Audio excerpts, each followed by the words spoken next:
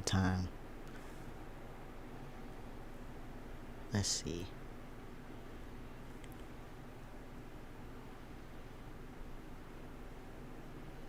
Okay.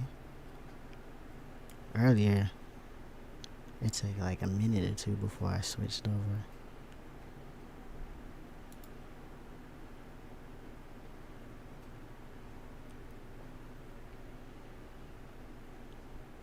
Hopefully everybody make it back. That was the most people I had at the same time in a minute.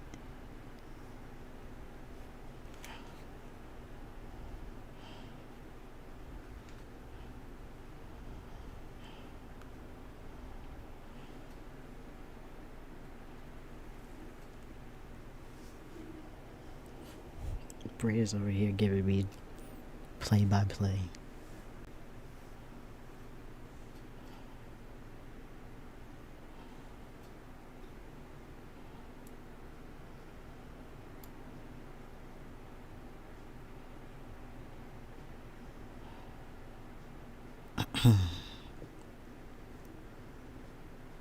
What's up, everybody?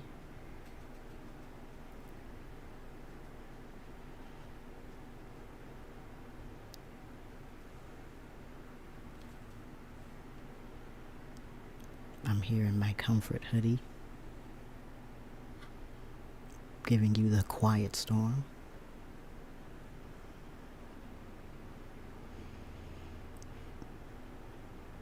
And y'all let me know if my stream element type things are working, please. Earlier this quiz wasn't working, I was upset. But then again, I don't really know how it's supposed to work.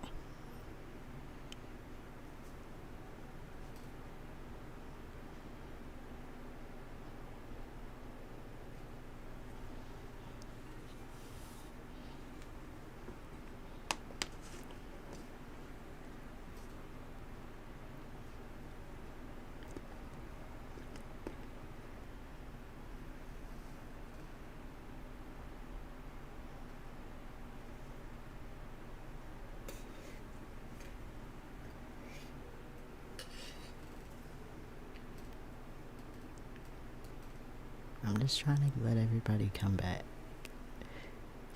and see if any of y'all actually gonna talk. Cause you know I'll be here.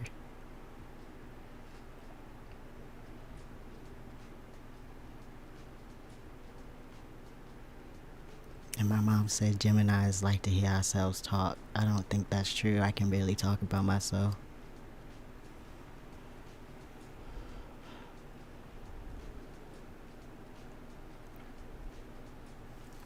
What's up, friend?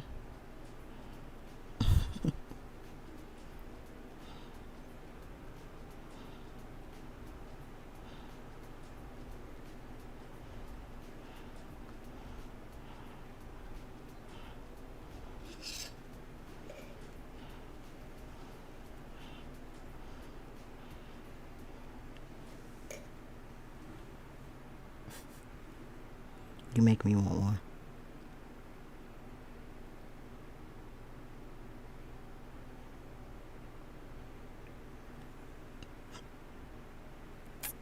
Somebody saying it ain't coming up for them.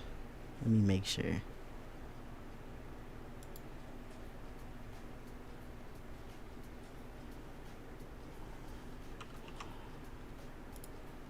Cause I pulled it up on my phone. Bree pulled it up.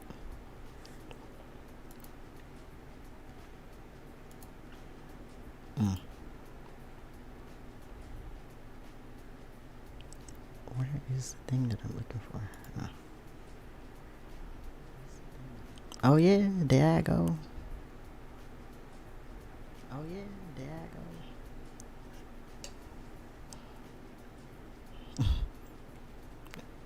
The echo. The echo.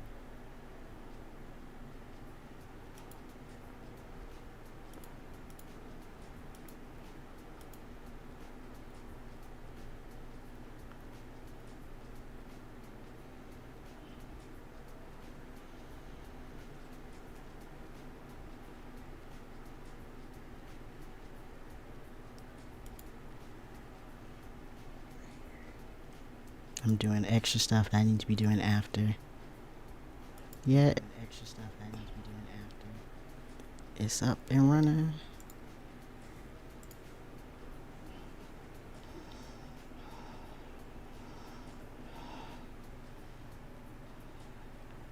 What's up, everybody?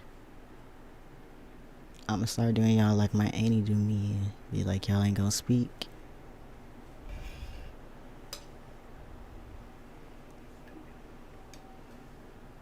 It does smell like it. Yeah, cause I had the stream up on the desktop and it was capturing the desktop audio. I see what you mean. Stop. You're funny. Sorry, I'm trying to direct somebody to the stream via text.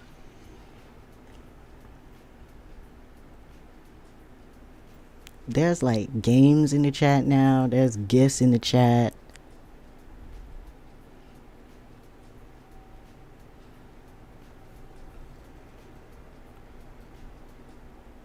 Y'all are very anti me going affiliate right now. I'm so upset. I'm playing a little bit.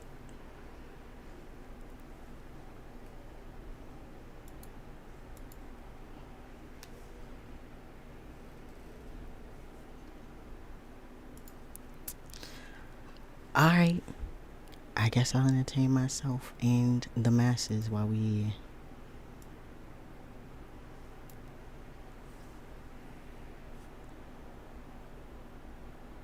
But it's been a minute since I've been in Dream Daddy. I think it's literally been like...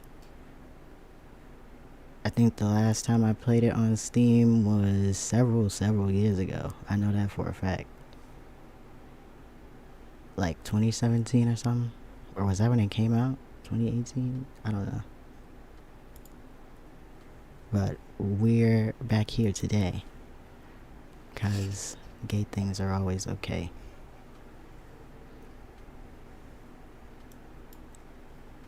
I'm so mad I missed FNAF yesterday. I'm supposed to keep doing it, you know? Because people were here for it.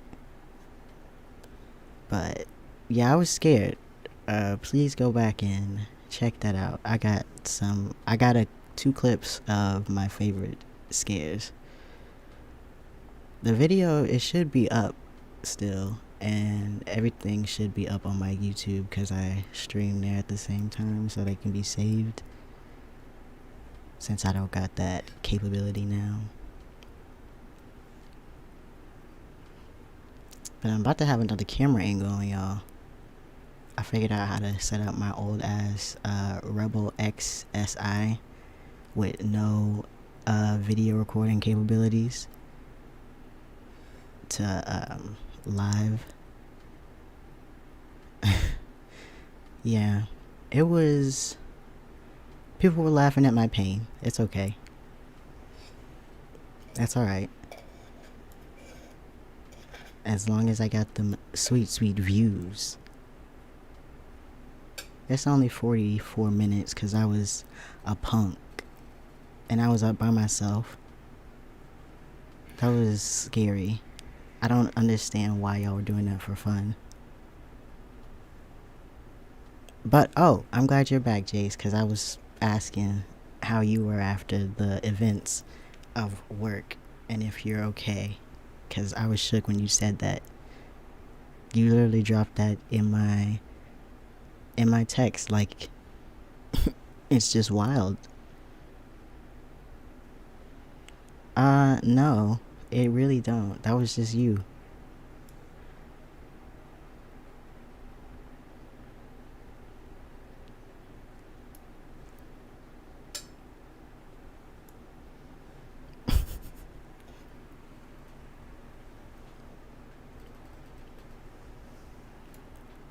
I mean, how do you go back to life after that? Like, yeah, somebody died and somebody took their life immediately after. I hope to see you for your next shift. Excuse me? You won't see me at all. I quit. This was traumatic. No. Oh, hell fucking nah.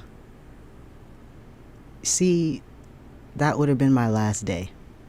You could have my check ready at the end of my shift. I'm not coming back. Y'all are asking me to do too much. It's like at the post office. They casually dropped somebody got murdered out there back in the 80s. And they didn't know till they didn't come back at the end of their shifts, which is why they got trackers now. What? What? Damn. What? Wow. Nobody knew until the end of the shift. Do you know how long them shifts were? Nobody knew you were missing and dead. What? They're like, yeah, but it's better now. Sure. Sure, Jan. The stories I have of that place, it's a mess. I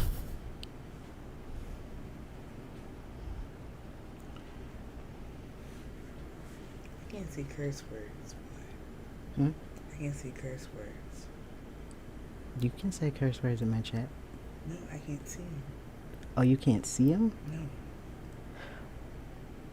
Wait, you can't see curse words. Only it blocks it out. Are my captions working or something? What you I talking think about? it's just me. Oh. You see what I mean? Oh, in the stream for real? Yeah, for me. I don't know how it is everybody else, but that's just for me. But you can hear like everything else. It I just can hear shit. You see? And I can touch it. And get like that. I thought you were talking about my audio. Oh, my bad. That's what I was asking you. No. In the chat? Yeah, it automatically does that. I didn't know that. Sorry, my friend. Capitalism is ugly. Hate her. Thought she was Beyonce, that one.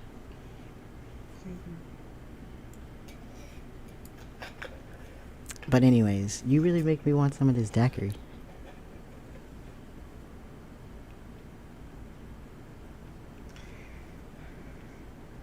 I've been very lenient on alcohol since that wedding when I gave myself a little alcohol poisoning. I don't blame myself for that actually. No, I blame my uncle.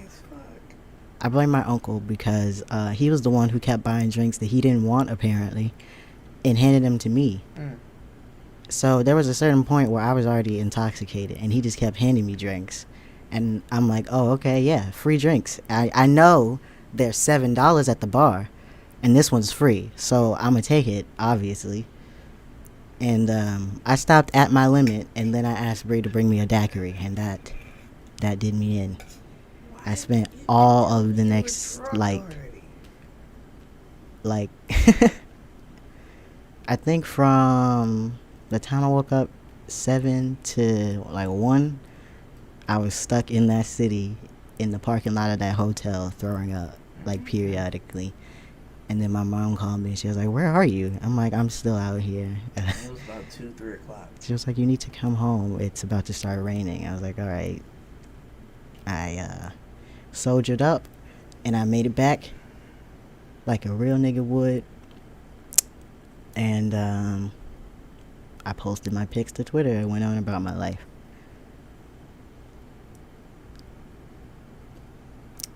And then shortly after, my father called me a ma'am and I spiraled. But we're here now. Let's get into Dream Daddy. Yeah? Alright, we're about to make this real ugly transition because I don't have a stream deck like, ooh, better streamers. Why are you so loud? Jesus. Because I can't hear.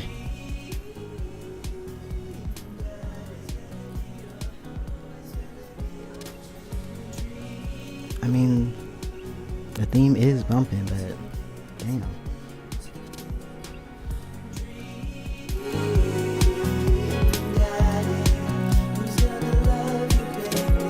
Alright. Hopefully the Streamlabs chat overlay never actually shows up in the game. Love that fact. There it goes. Period. Applause. We love it. Thank you. Thank you. Alright. New game. First, me. Can you shut up a little bit? Just. There we go. I can't hear you though. Oh wait, there you go.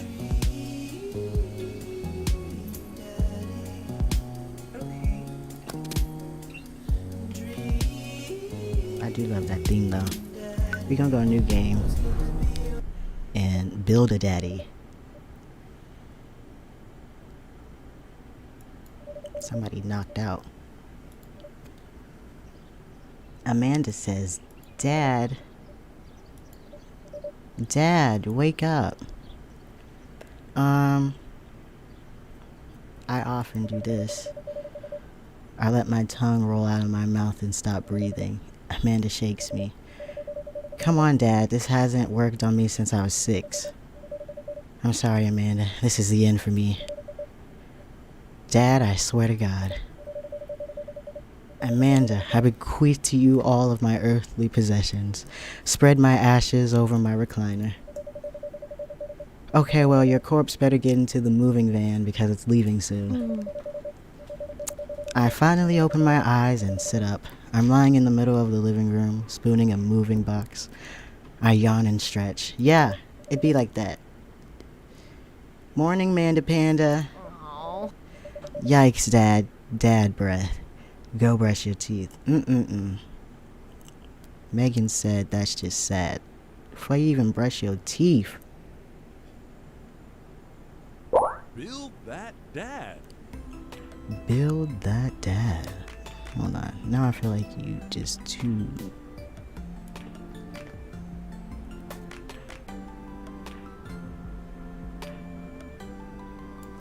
Constantly adjusting audio.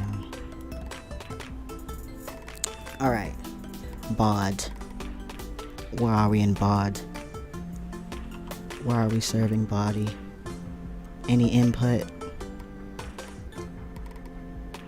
You're obviously not white.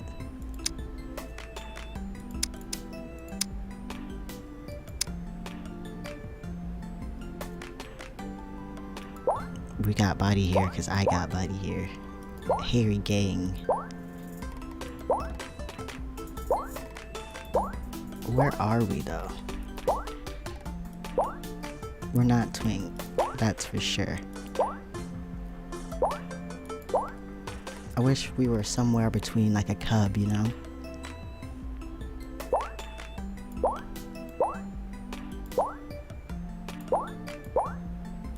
I'm so indecisive.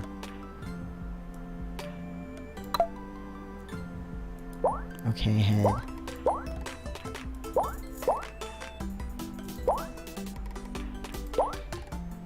I feel like that's about where I am at.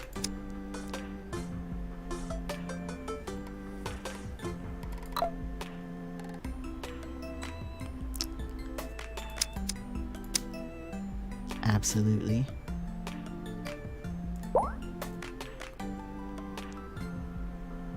Okay, okay.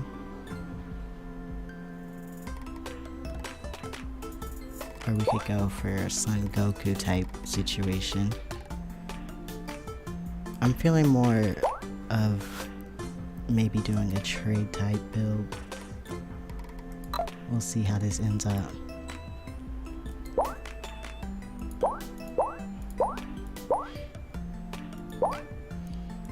We could give him those beautiful eyes.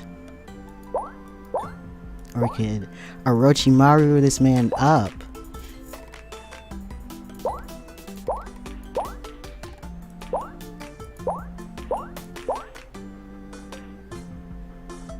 That's giving Rebecca Sugar Sailor Moon.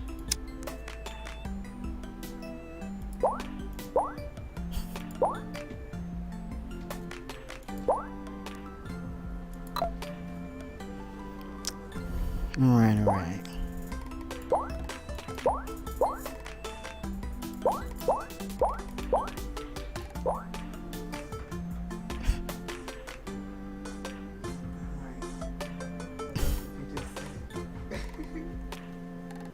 3 is killing me right now.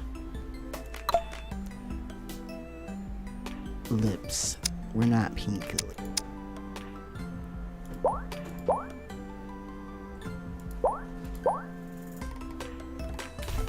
Fight or flight activated. I really would like to get my gap closed, but lots of people are like, no. It's so wonderful. And I'm like,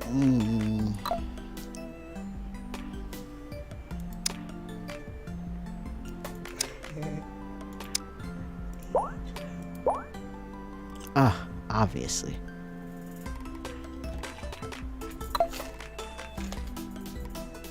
What's that?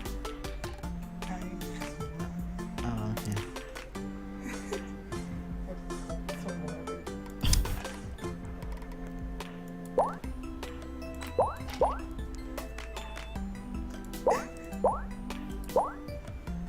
I'm just manifesting myself, really.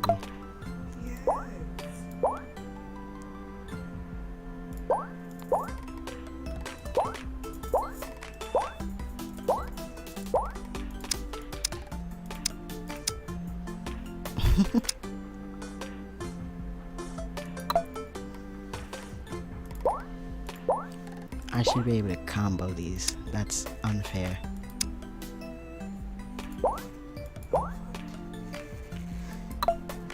You okay, bud?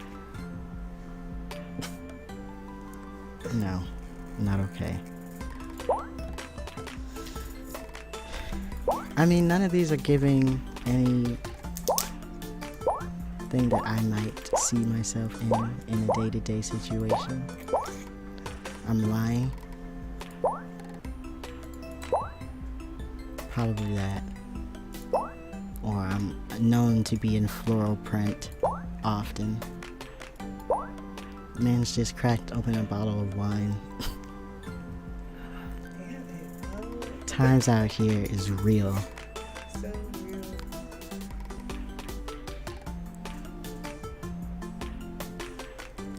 Okay. I'm insecure about this. Very. This is really where I've been at lately. Yeah, I'm fucking with this. That's where I've been at in real life. Right. Name this dad. Obviously. Yeah. Yeah. We can be Be that that dad. dad. This nigga's lit.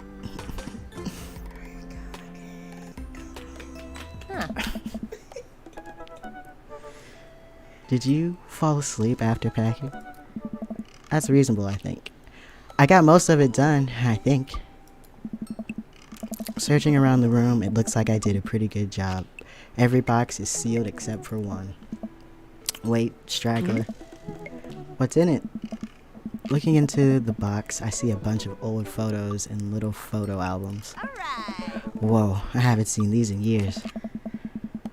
I pull out one of the dusty albums from the top of the pile and we begin looking through it. Aw, look at the baby.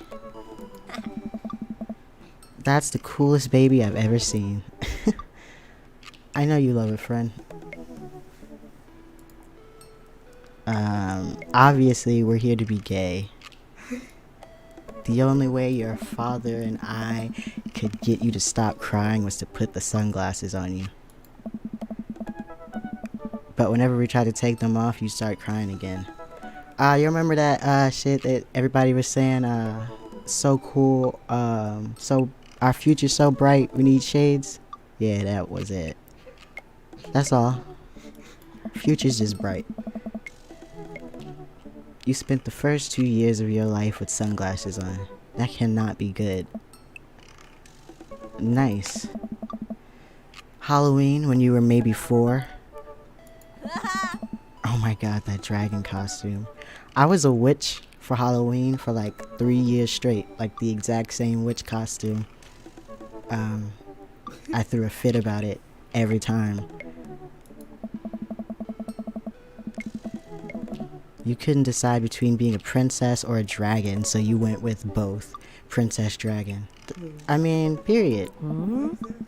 That's camp. Right. Why do I remember crying in that dragon costume? You saw yourself in the mirror and realized you were afraid of dragons. Seeing yourself inside the dragon's mouth was a realization of your greatest fear, I think. Yo, that's real though. My brother had that fear too. Not like that exact fear, but he was Batman for the one of the years that I was a witch, and he refused to wear the mask. He was terrified of it, like screaming, crying, would not put his face in it. But I just think he was ahead of Black Batman, to be honest. Right, yep. Definitely repressed that memory. I mean, you were 4. I'd be surprised if you could recall it. And this was you in your horse phase. Oh. Dad. Horse girl alert. I believe you named that plush horse Sir Horsington the Brave. Oh no. I don't think that was his. Amanda lunges for the photo, but I quickly snatch it away and hold it above her head with my superior dad arms. Yeah, I know all about those. Nice try, but this is important blackmail for later down the road. Go ahead and try me. I've seen pictures of you in your ska band. Ska's not bad. Ouch, kid. The Communist Manifesto. Damn. Had a chance back in the day. I look off into the distance and reminisce about that rad horn section. Honestly, Let Me Sky My Van Into Your Heart is a bop. The sound effects. You're right. Hey, it's Emma P. Period. Ugh. No, Dad, that's Emma R. I didn't meet Emma P until high school. Honey, I promise you wholeheartedly that I will never stop mixing those two up. Ugh. Dad, Emma R has been my best friend since I was 7. Give it like a little bit of effort. Oh, right. Emma P was the one who tried to steal people's pets, fired a flaming tennis ball at the police station, pooped her pants during a sleepover. Period, friend. They, them gang. I'm gonna go with tried to steal people's pets, because I had a neighbor who was on a similar vibe when I was younger. It was a bit creepier than that. Definitely said he might K-word his parents. But Ugh. that's the vibe, you know. Period. Hey, Mim, what's up? No, Dad, that was Emma S. Girl, you know too many damn Emmas. Oh. She moved to Kentucky 3 years ago. I miss her. Oh. I also miss my hamster. Yes, this was a pet thief. About to eat some ice cream? What kind of ice cream? Sir Hemington the Brave. Anyway, I gotta show this to Emma R later. She'll get a kick out of it. The first photography award you ever won. Some non-dairy things. You don't want to live on the wild side, you know? I love to live on the wild side. Bluebell? No matter how many times it gets recalled, when it's back on the shelf, I'll be back. I'm sorry. I'm just a simple Texan southerner. It's... Nothing really tastes like Bluebell. Right. Yeah, and it got us a $20 gift card to the McFridays. It's almond milk peanut butter cookies. No, I didn't choose it, but I was thinking about that key lime. Oh, Wingstop. I had Wingstop yesterday, friend. Key lime ice cream. I still haven't had key lime pie. Alright. And then you got food poisoning from the cheesy tostadas blast. Yikes. Everybody eating wings. Damn. Right. I think you mean food poisoning, you know, with the Z. Gotta get the dad jokes in early. Dad, still can't drive past McFridays without gagging. Ah. Still proud of you, though. That's how I feel about KFC. I can't drive past a KFC without wanting to vomit. Oh. Not vomit. Yeah. Y'all eat blue cheese, Oh, friend? fuck no. No. I'm sorry. Blue cheese makes me uncomfortable. Blue cheese is something that don't go in me. Amanda reaches deep down into the box and pulls out one last photo. Neither of us say a word. We stare at the photo for a long moment. Come on, racially ambiguous dad. Uncomfortable. I'm uncomfortable that you brought up blue cheese in my wholesome stream. I finally decide to break the silence. This was the day you were born. This was the day we adopted you. Obviously we're having a trans gay romance. It's kind of a funny story.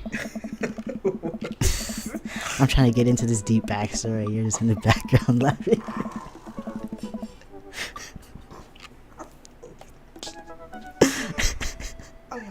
Oh, I sure did go born. My bad, man. We got into it. I'm gonna go right into it like you not back here dying. We got into a car accident right there in the hospital parking lot. It wasn't anything big, just a fender bender. But of course I was freaking out. And the little old lady who crashed into us was freaking out. And I didn't know what to do. Breeze hit an old lady before. Hey. Made her do a 360. Oh no. On the car though, she was fine.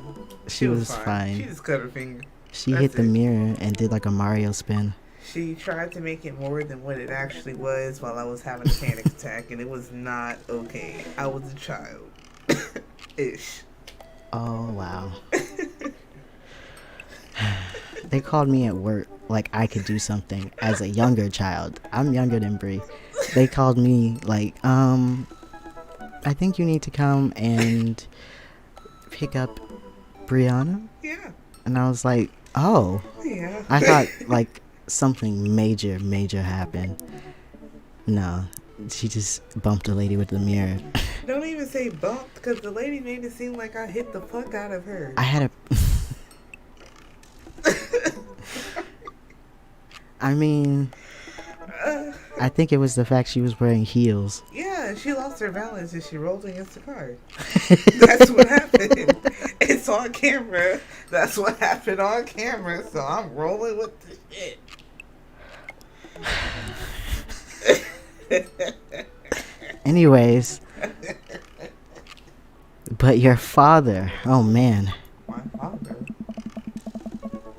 Just because we have daddy issues. He holds my hand and looks me directly in the eyes. The calmest I've ever seen him, he says. It's okay. It's all gonna be okay. He was right, you know. I stare at the photo for longer. Maybe too long. I miss him. I can't even imagine what it must be like for Amanda. She pats me on the back. Come on, Pops. We gotta finish packing. The moving van won't wait forever. You're right. Look at these cute little graphics. Remind me of that show, Diego and what's Maya and you remember from PBS Kids, Maya? Oh yeah, Maya and D'Angelo.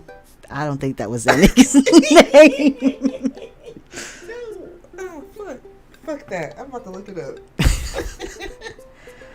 I don't think he was a D'Angelo, but yeah, Miguel. you got Miguel, because I should say he's not a D'Angelo.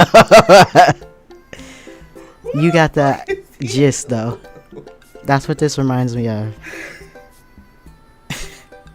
Yeah, she said the lady only had a cut. No, I mean, yeah, she did have a paper cut. She barely got hit by the car. Oh, Thank the you, Jace. lady. Yeah. Confusing folks with your own story. Amanda and I pile into the car and take one last look at the old house. So many memories here. Hard to believe your father and I bought this place almost 20 years ago. Hey, remember when I shattered the front window playing catch? You always had very strong arms. Hey, remember when I shattered the other front window pretending to be a robot who breaks windows? You were a very imaginative child. Period. Foster that growth. Alright. Hey, remember when I broke the back window? We get it, Amanda. You break stuff. Mhm. And there'll be plenty more stuff for me to break in the new place. Girl, you better not. Memories to make memories to make and stuff to break. Sorry, I'm seeing it. I remember when she tried to sue you. Yeah. She You- tried to fucking sue me. You ready? No. We sit in silence for a moment. I watch my daughter grow up in this house. It will forever hold a place in my heart, but it stings a little bit to leave it behind. I'm ready. The moving van begins to pull away, and I get the car into position to follow it. I watch our old house, disappear into the rearview mirror. A child hitting an old lady. I'm still on that shit. I'm sorry, yo. I'm sorry. I'm on a whole nother level. I just gotta ignore a nigga back here. So what? So tell me on our cool new pad. So sell me on our cool new pad. I clear my throat and do my best cheesy announcer voice. Alright. Nestled in beautiful, scenic, downtown Maple Bay, our new house features. Ooh. A 2-car garage, multiple places multiple places to sleep, bro. Okay, yeah. So You know how I miss multiple places to sleep. I understand. Not only are there bedrooms for your sleeping pleasure, but couches and floor space where you can, yes, catch a wink. Bro, I already sleep in both of those places. What a deal. I mean, if sleep weren't for the weak, you sleep more than anyone I know. I admit my faults, Pop. I keep it real. Real shit. Anyway, it's also smaller than our last house. Cozier, one might argue. That's how you sell. Period. Upsell. Good spin. I think it's great. Won't we be closer to a lot of cool stuff that we can walk to? So I don't have to waste gas? And I mean, trying to park downtown is, Amanda, you know you're gonna have to learn how to parallel park at some point, right? Why does that sound like you talking to me? Because you're gonna have to learn how to parallel park at some point. I could do it. No. It's not that greatly. Not gonna happen, Pops. I think someone needs to do a 3-point turn on their attitude. Get the fuck out of town. I don't know how to do that either. I mean, dang. Well. Have you met the neighbors yet? Well. Not yet, but the neighborhood seems pretty quiet. Huh? A quiet gay neighborhood? Would love to see it. Right. So you won't have to chase any rowdy teens off your lawn? You are the very teen you mock when you say that, honey. Ah. I'm in my last year of high school. I'm practically dust. Yeah, you're a real... Don't you dare. Senior. Let's get it. What? Because she's in her last year of high school? Get the fuck out. Dad, I know where this is going. Citizen. Get it? Senior citizen? Yeah. Yeah. Got it. And I'm just gonna ignore that. But I won't forget it. So what's item number 1 on the new house agenda? She's an artist. I think she's going to a photography school. Yeah, I think she's going to a photography school. Well, first, we'll need to forge a path through the solid wall of boxes that's blocking the living room. I still have to install the washer and dryer. We need to go grocery shopping. Pops, cool your jets. You have to promise me that we're gonna take a break and explore the neighborhood. Yes. Okay, you're right. We'll get some work done and then check the area out. We pull up to the new house and step outside. The lawn is freshly mown, and the for sale sign is still in the yard. Hiya! And with a swift kick from Amanda, the for sale sign is no more. Nice form, Sweet Pea. I got a problem with authority. Period. Same. I'm so proud. Yeah, same. Man, all that karate chopping tucking me out. I could really go for a sandwich. An ice cream sandwich? Come on. Ooh. Me too. Right. Sweetie, it's 10 a.m. And? Right? Where's the issue? My business. We need to unpack first. I need some coffee ASAP. Did you even see all the dogs in the park nearby? So I can't have an ice cream sandwich Right. at 10 a.m., but I can go frolic with some dogs. Right. Some fucking dogs. No. Living beings. But I agree with the food thing. I gotta get my hands on a nice hot cup of the old bean juice. Yeah, that old bean juice. Get out of town. Or I'm gonna be useless all day. I think we passed a coffee shop on the way here. Maybe we could check that out. Let's do it. Huh.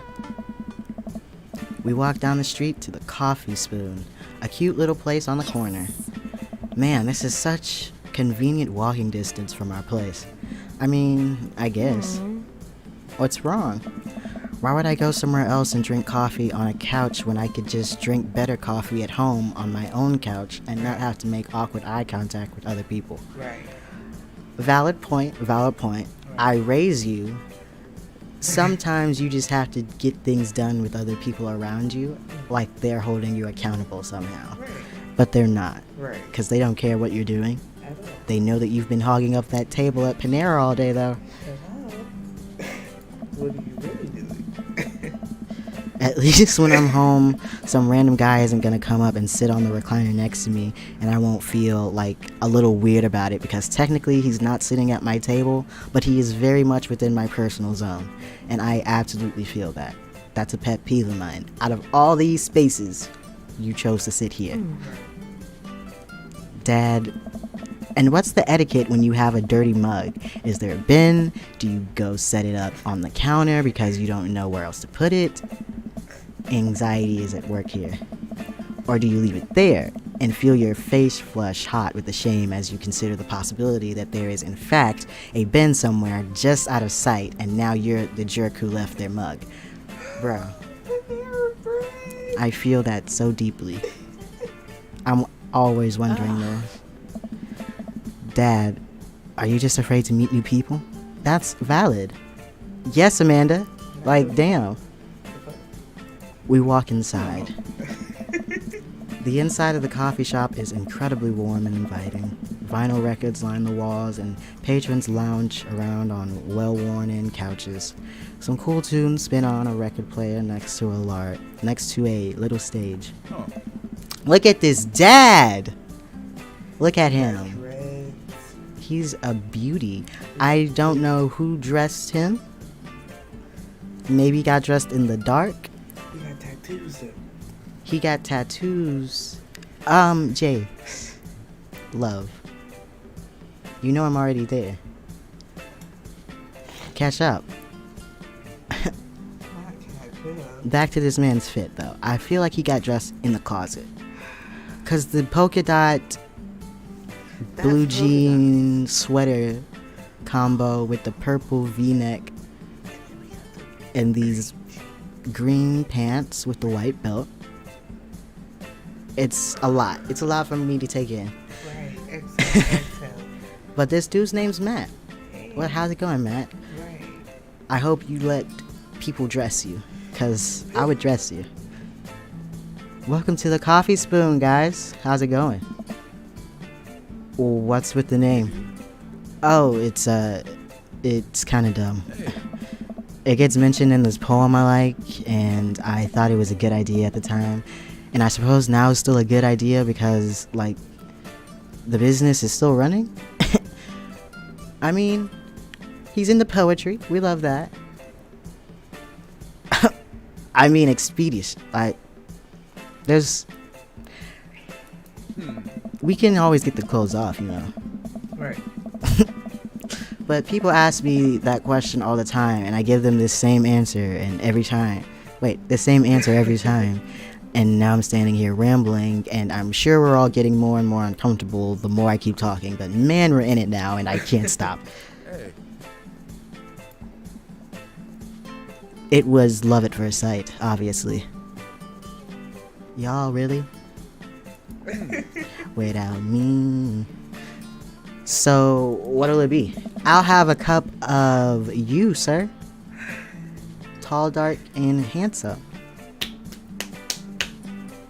Yeah. Play these niggas. I scan the chalkboard menu and am immediately overwhelmed. I'll have a Godspeed you, black coffee. I mean, period. Iced Tegan and Sarah. Or a chai Antwoord. I like the first one. I feel like the other ones are like.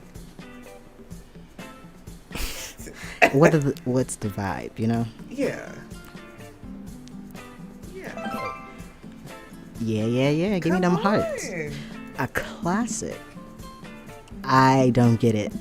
Oh, it's a pun. Godspeed you. Black Emperor is a really amazing and influential progressive rock band known for their sweeping soundscapes and... I'm doing the thing again. But coming right up. And for you, I'll have a macchiato DeMarco, please. Ooh. Coming right up. Do you want that in small, medium, or biggie smalls? Shut the fuck up. Medium. Wait, is Biggie Smalls big or small? I'm saying. I should change that, shouldn't I? Matt sets to making our drinks, and Amanda and I take a seat on one of the couches. That's beautiful. I'm sorry. Sticky is die. It's funny. What's his deal? Let the man make his puns. They're cooler bands than you listen to anyway. Come on. Hey! Ska was cool once. This couch is actually pretty comfy. Maybe not comfier than our couch, but it's alright. Good lumbar support. You sink right into it. Man, if I wasn't afraid of DMCA's, I'd play that Let Me Ska My Van Into Your Heart. We'd all sit up on YouTube and watch that real quick. Okay, it's comfier than our couch. Amanda nudges me. This place is right next to our house, and that guy seems not only cool, but also just as uncomfortable with talking to other people as you are. Wow, clock me. If I walked into a coffee shop and this man was talking to me, I would simply lose all vocal function. Yeah, same. I often do. You should totally become friends with him. And a little bit more, right? I don't know. Come on. What'd we say about meeting new people? I can't meet new people if I always stay inside and also don't go outside and also don't talk to people. See? We're making progress. Matt sets our drinks down at our table and I immediately burn the roof of my mouth. Yeah, that's me. Good one. Hi, we're new in the neighborhood. I'm Amanda and this is my dad, Cowboy. I'm a little unconventional. Oh, right on. Pleased to meet you both. Hey. You ought to come by my daughter's, you ought to come by with my daughters hanging around the shop. You two might get along. How do you know that? You don't know anything about my daughter. Exactly. You're just assuming because she's also a daughter or a presumed daughter person? Right. Don't like that vibe, sir. Yeah, I'm sure we'll maybe come in from time to time. Amanda kicks my leg under the table. I'm sure we'll be in here a lot. Yeah, sounds great. You know what? Let me get your guys' opinion on something. Matt goes into the back and comes out with a fresh plate of something that smells amazing. That's my weakness. I love a nigga who cooks. I can't put up the proper defenses against niggas with food. I don't understand what my problem is.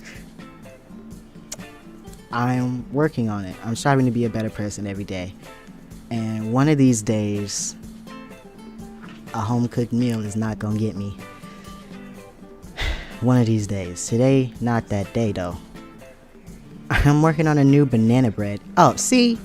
You didn't already got it. You working on a banana bread? Get out of town. I need that slice. Stop. Slice me off a piece of that, sir. I'm working on a new banana bread recipe, and I need help coming up with a name for it. Well, I think we're gonna have to taste test it first so we can get the full flavor profile of, and really appreciate the flavor sensations of. Amanda nods vigorously. She knows this game. When you raise your child right. Yeah, we need to give that nana bread a taste if you want us doing free creative labor. Period. Barter that, sis. I think that would be commensurate with, I've taught her well. We have trained for this day. I was just gonna give you guys free banana bread anyway. Right. Yes. That. Matt serves us each a piece. Amanda and I happily chow down. This is amazing! And period on giving us each our own slice and not forcing us to share a slice.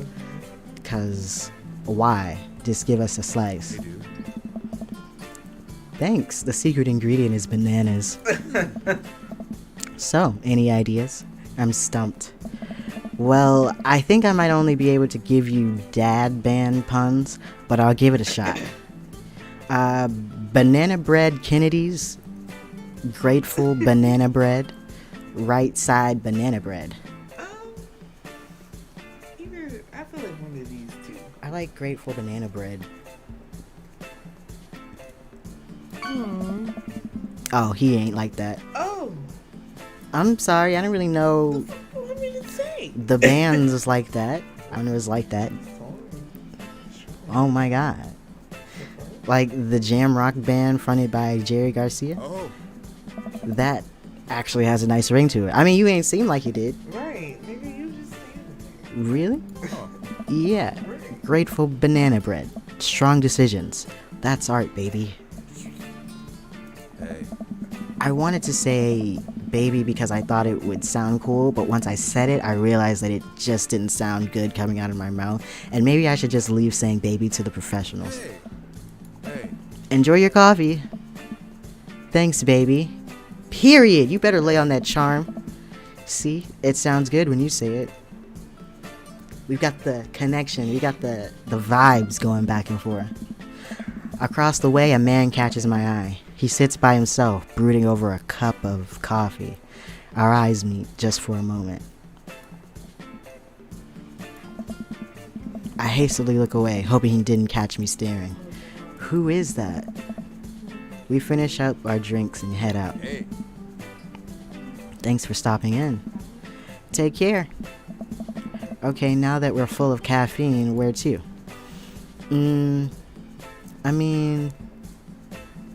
Let's get some air. Time to soak up all that vitamin D. Make our bones nice and strong. Yeah, our skeletons are gonna get so strong they're gonna hop right out of our bodies and crush cars with their bony fingers. Amanda, I already have an irrational fear that my skeleton will one day escape this flesh sack and run amok. Please don't encourage it. Right, sorry. That is such a specific fear. To the park. This jazzy music. Amanda and I began a stroll through the neighborhood. I can't believe how beautiful it is outside. Kids are playing in the street, the flowers are in bloom, and the faint smell of a nearby barbecue drifts through the air. This place is nice. Too nice. I don't trust it. Good eye, honey. You can never be too careful. See that baby in that stroller over there? A government operative. We're on to you, baby. Huh. We walk for a while and eventually end up at a small park. Toddlers chase each other through the playground and dogs of all shapes and sizes romp through the grass. It's pretty crowded, but Amanda spots a nice empty bench. We start to make our way over to it when... Heads up! Oh, damn. That sounded like it smacked hard. A frisbee suddenly hits me in the face. Woof! Ah. A corgi with a neat plaid handkerchief tied around his neck pounds up to me, wagging its tail.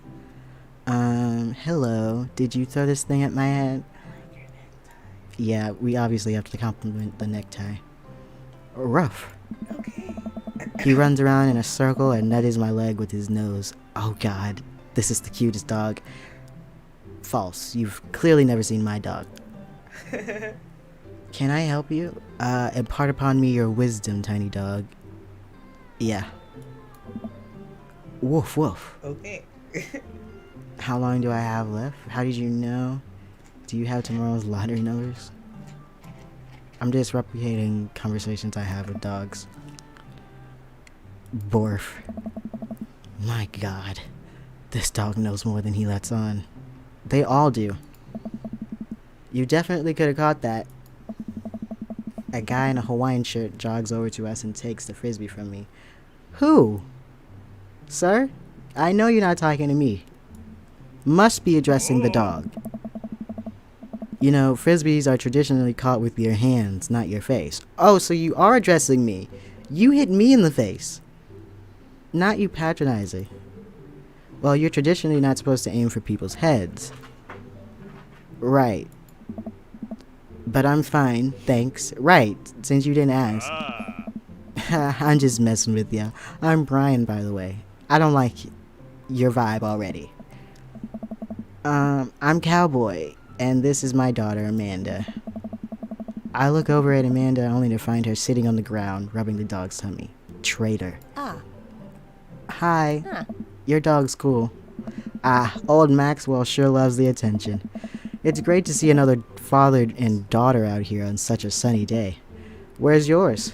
Ryan gestures over to a grassy knoll where a young girl sits on a checkered blanket. She's reading a book bigger than her head. She puts it down and heads over to us. This is Daisy. She's reading the brothers Karamazov. Moving on. Her teacher tells me that she has the reading comprehension skills of a high schooler. They tell us all that. How old is she? 10. She's right there. Ask her. 10. She's a precocious little youngster. Whoa. My natural dad instincts kick in. I must brag about my child's accomplishments. Let's go. Oh no, it's happening. Brian, go on, Daisy. Tell him about yourself. I lost this last time. I don't know how to brag about my child, apparently. That's my girl. Amanda, get in there. Okay.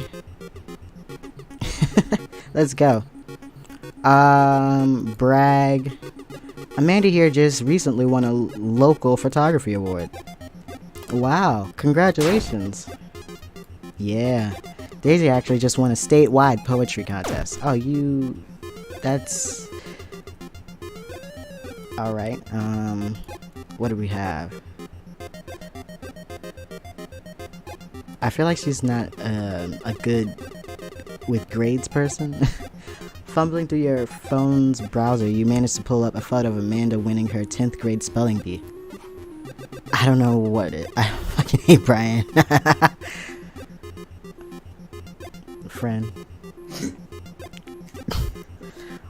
Wow, congratulations, Amanda. Daisy is getting prepped for her annual spelling bee right now. We're bragging about our daughter. To beat a dad bragging about his daughter. Hopefully this will be her 3rd win in a row. Oh, whatever. Daisy just started a weekly chess club at her elementary school computer lab. I just don't know if we could stack up to this child. She's the president too, of course. Ugh. Dang, my high school doesn't have a chess club or a computer lab. See? We're underfunded. That's not our fault. I just took hit after hit on that one. What is this? Oh. Just get another brag out. Last week, unprompted, Amanda helped an old woman with her grocery bags. It's extra powerful. Brian loses 20 HP. Daisy sold enough candy bars this year to get the top prize at a canoe. So she was good at capitalism? That's not a brag. We're taking it out next weekend. Okay. How is that even possible? Amanda could barely get one of those sticky hand things. Dang, I lose 20. Alright. He got me. Amanda's in all honors classes this semester. Oh, really? I'm actually talking to Daisy's teachers about having her skip a grade. Oh, she's just great, isn't she? Even Amanda kind of bristles at that one. Dang. We on our last leg.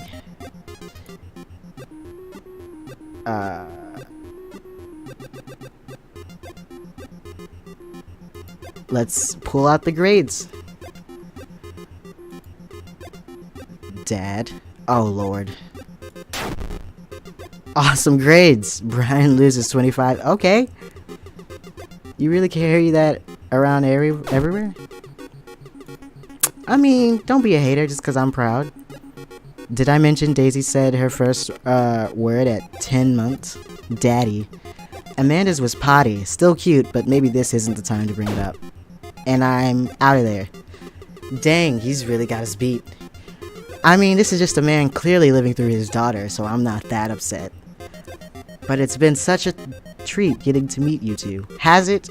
It doesn't seem like you wanted to meet us. It seemed like you wanted to brag about your daughter. Did he have to add an insult to injury by being such a gracious winner? Nah, I don't think that was gracious at all. So I take it you guys are new to the neighborhood? Oh, because you just know everyone? We just moved in. Do you live around here? Yeah, we live in that cul-de-sac down next to the coffee shop. What a coincidence. That's where we live too. Small world. Yeah, Daisy and I are in that little ranch-style house on the corner. I know that house. It's just like ours, but slightly bigger and better landscaped. Does this guy have to outdo me at everything? He does. That's a character flaw, I think. What a lovely place. Well, I don't want to take up any more of your time. Really nice meeting you guys. You'll have to stop by at some point. I don't think so. Yeah, definitely. Bye. Brian and Daisy walk further into the park with Maxwell happily trotting along in tow. Do you get the feeling that he was trying to one-up us? Trying and succeeding. I can't believe that kid's only 10. What was I even doing at her age? I believe you had a bit of a thing for horses. Shame that didn't pan out. Could have majored in comparative horse studies. It's not too late to minor in horse creative writing. Too close to the truth, Dad. I mean, yeah. I feel like every dig at a fine arts major is too close to home. Let us never again speak of the fantastic adventures of Sir Horsington the Brave, an epic in 7 parts by Amanda Raikage. Okay, young fan fake writer. We laugh off the horse epic and walk around the park a bit more, enjoying the day. Let's go and unpack.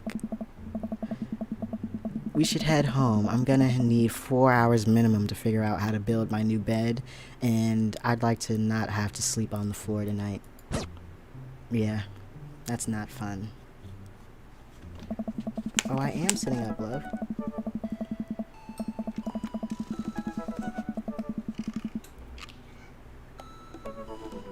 I get to work unpacking the various boxes around the living room. A couple hours pass and I get some good work done. The washer-dryer unit is both washing and drying, and we can actually walk through the living room without tripping over boxes. First visitor already. I walk over to the door and open it. Hello! A handsome, clean-cut man stands at my door, brandishing a plate of cookies. Well, hello there. Hello? Right, he just walked in, didn't he? Oh, where are my manners? My name's Joseph. I'm your next door neighbor. Are you a member of this household? How are you in my living room? Oh, yes, hi, I'm Cowboy.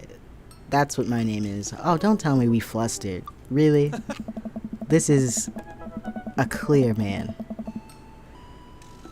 I saw the moving van and thought I'd bring over some cookies. My daughter Christy wanted me to let you know she baked them herself. Joseph leans in and whispers, but between you and me, she just sprinkled in the chocolate chips. Let her have her fun. We both share a laugh. Kids, right? Wow, cookies, huh? So nice to meet you. Joseph hands her the plate of cookies with a smile. Well, thanks for the cookies. Amanda disappears with the cookies. Yep. Amanda, come. And she's gone. That's my daughter. Her name is Amanda. She's a real charmer. I mean, get it right. She is. Daughters are tough. I don't trust any man who says that. What does that mean? Sons are also tough. Okay, that's a balance. Children in general are just tough. There we go. I hear that. I mean, there'd have to be something wrong with you to try to raise more than 2. I have 4 kids. Oh. What have I done? I meant, don't worry, he didn't mean to be rude. Oh no, this is the first neighbor I've met and my social life is already in a tailspin. I wonder if it's too late to move again. Yeah, okay. Is the missus around? Oh, sir, no. Mister, actually, and, no, not anymore. He died. Oh. I'm sorry for your loss. No, it's alright. Wow, this is uncomfortable. We stand there quietly for a moment, acutely aware of how awkward we both made things. I'm sorry, can you close the door real quick? So you're not in my living room, that'd be great. I look at Joseph quizzically, but comply. After a second, I hear a knock on the door. Opening it, I see Joseph standing there with a huge smile. Hey, I'm your new neighbor, Joseph. I promise to not talk about your dead spouse this time. I'm throwing a barbecue for the cul-de-sac, and I'd love for you to come by and meet the rest of the neighbors in our community. What do you say, pal? I think you had a strong opening on this one. A bit of a slip up when you did indeed mention my dead spouse again, but you rounded it out strong by tying it together with a barbecue. I love a good barbecue. That sounds great. My daughter Amanda and I would love to stop by. Also, 4 kids is a perfectly normal amount of children to have. We shake hands to seal the deal. Well, neighbor, why did you say hey to me like that? Well, neighbor, I'll see you at 3 p.m. sharp on Saturday. Sure thing, neighbor. Joseph starts walking away, but stops to think for a second and turns around. Hey, in all seriousness, raising a kid on your own can't be easy. If you ever need to talk about stuff, I'm the youth minister at a church down the street. Oh, I don't know. I wouldn't really consider myself a youth. Nice. You look pretty young to me, but suit yourself. Do you like him young? And with that, Joseph's gone. He seemed nice. Amanda walks back into the living room, crumbs on her face and cookie in hand. That was the smoothest recover I've ever seen. I should be taking notes. See, you're already fitting in great. Where'd the cookies go? They're gone. I'm sorry. Damn. Yes. If it makes you feel any better, they weren't very good. I mean, no, it don't. So you ate all of them anyway. I guess that makes it break time. Any ideas? Joseph probably wants his plate back. I think we got it. Wait, I think we get a ton of good neighbor points if we bring this back. We're gonna be the best neighbors in this whole cul-de-sac. Period, sis. We're gonna kick all those other neighbors' butts. With kindness. Or feet. Amanda and I step outside. Shoot, I always wondered in this game, like, what do I do for a living? I'm just a dad at home. I guess I'm living off of life insurance? Which just raises more questions. Shoot, I'm actually not sure which house this is. I'd hazard a guess it's the big one with all the well-groomed blonde children sitting in the yard. Good eye, kid. And remember, we need to make a positive first impression here. Keep it light. We walk up to the kids and wave. We're gonna keep this real. These kids are demonic. They are kids of Satan. Not. I don't think that's mean to say about kids. Sometimes there are some kids that are just not of this realm. Hey guys, is your dad around? They all just stare at us blankly. See? We just wanted to return this nice plate and thank you for the cookies. Geez, these definitely are Joseph's kids. They all look exactly like him. Couldn't deny him if you tried. Hey, They were really good. Creepy kids. I mean, I heard they were good. I didn't get to eat any. I chuckled nervously. Well, okay, we're just gonna set this plate down on the ground, real gentle, and then back away slowly. Right, Dad? Right. That's what we're gonna do. The kids' eyes bore into us as we scurry away. I can feel their gaze on my back even as we approach our house. These are the weirdest kids ever. I'd need something to get my mind off of those carbon copy kids. Yeah, let's go take a nap. You've been awake for, what, 3 hours? And that's 3 hours too many. Yep, I feel that. As we're walking home, I hear heavy footsteps come up behind us. Cowboy? Bro! I turn around and am greeted by a familiar face jogging up to us. Craig? Bro! Bro! Oh. Holy... Wow, I haven't seen Craig in forever. It's been too long, dude. Yeah, wow, you look great. Fit. Trim. Yeah, I cleaned up my act. Cleaned up his act? Are you kidding me? He's ripped. Amanda, this is my friend Craig. We went to college together, so you know we had gay times.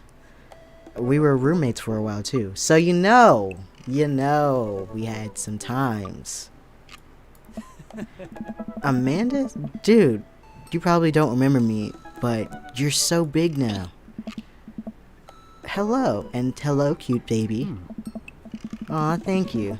The last time I saw you, I think you were about her size. This is River. Say hi, River. He picks up her tiny wrist and waves it around. River gurgles happily. Aw. It seems to be a bit hot out for a beanie, though. And all these layers. Are you babysitting? Nah, dude. River's my kid. Man, it has been a long time. Feels like 1 minute we're rolling up to exams with bad hangovers and the next we're both fathers. Where you been, man? Sometimes those two things are simultaneous. And that's just college. I was working out in California and just relocated the business back to Maple Bay. No kidding. Amanda and I just moved to this side of town. How's Smashley doing? I don't know. I mean, Ashley. Ashley is her name. You cannot say that about someone who one of your friends is dating to their face and not expect to at least get cussed out. I don't know. She actually still goes by Smashley. Unless it's perfectly fine. And, we got divorced last year. Oh, dude. I'm so sorry. That works perfectly for me and my plans. It's old news. We take turns taking care of River and the twins. It's all copacetic. Period. Twins? You have 3 kids? Ain't life something, bro? Right?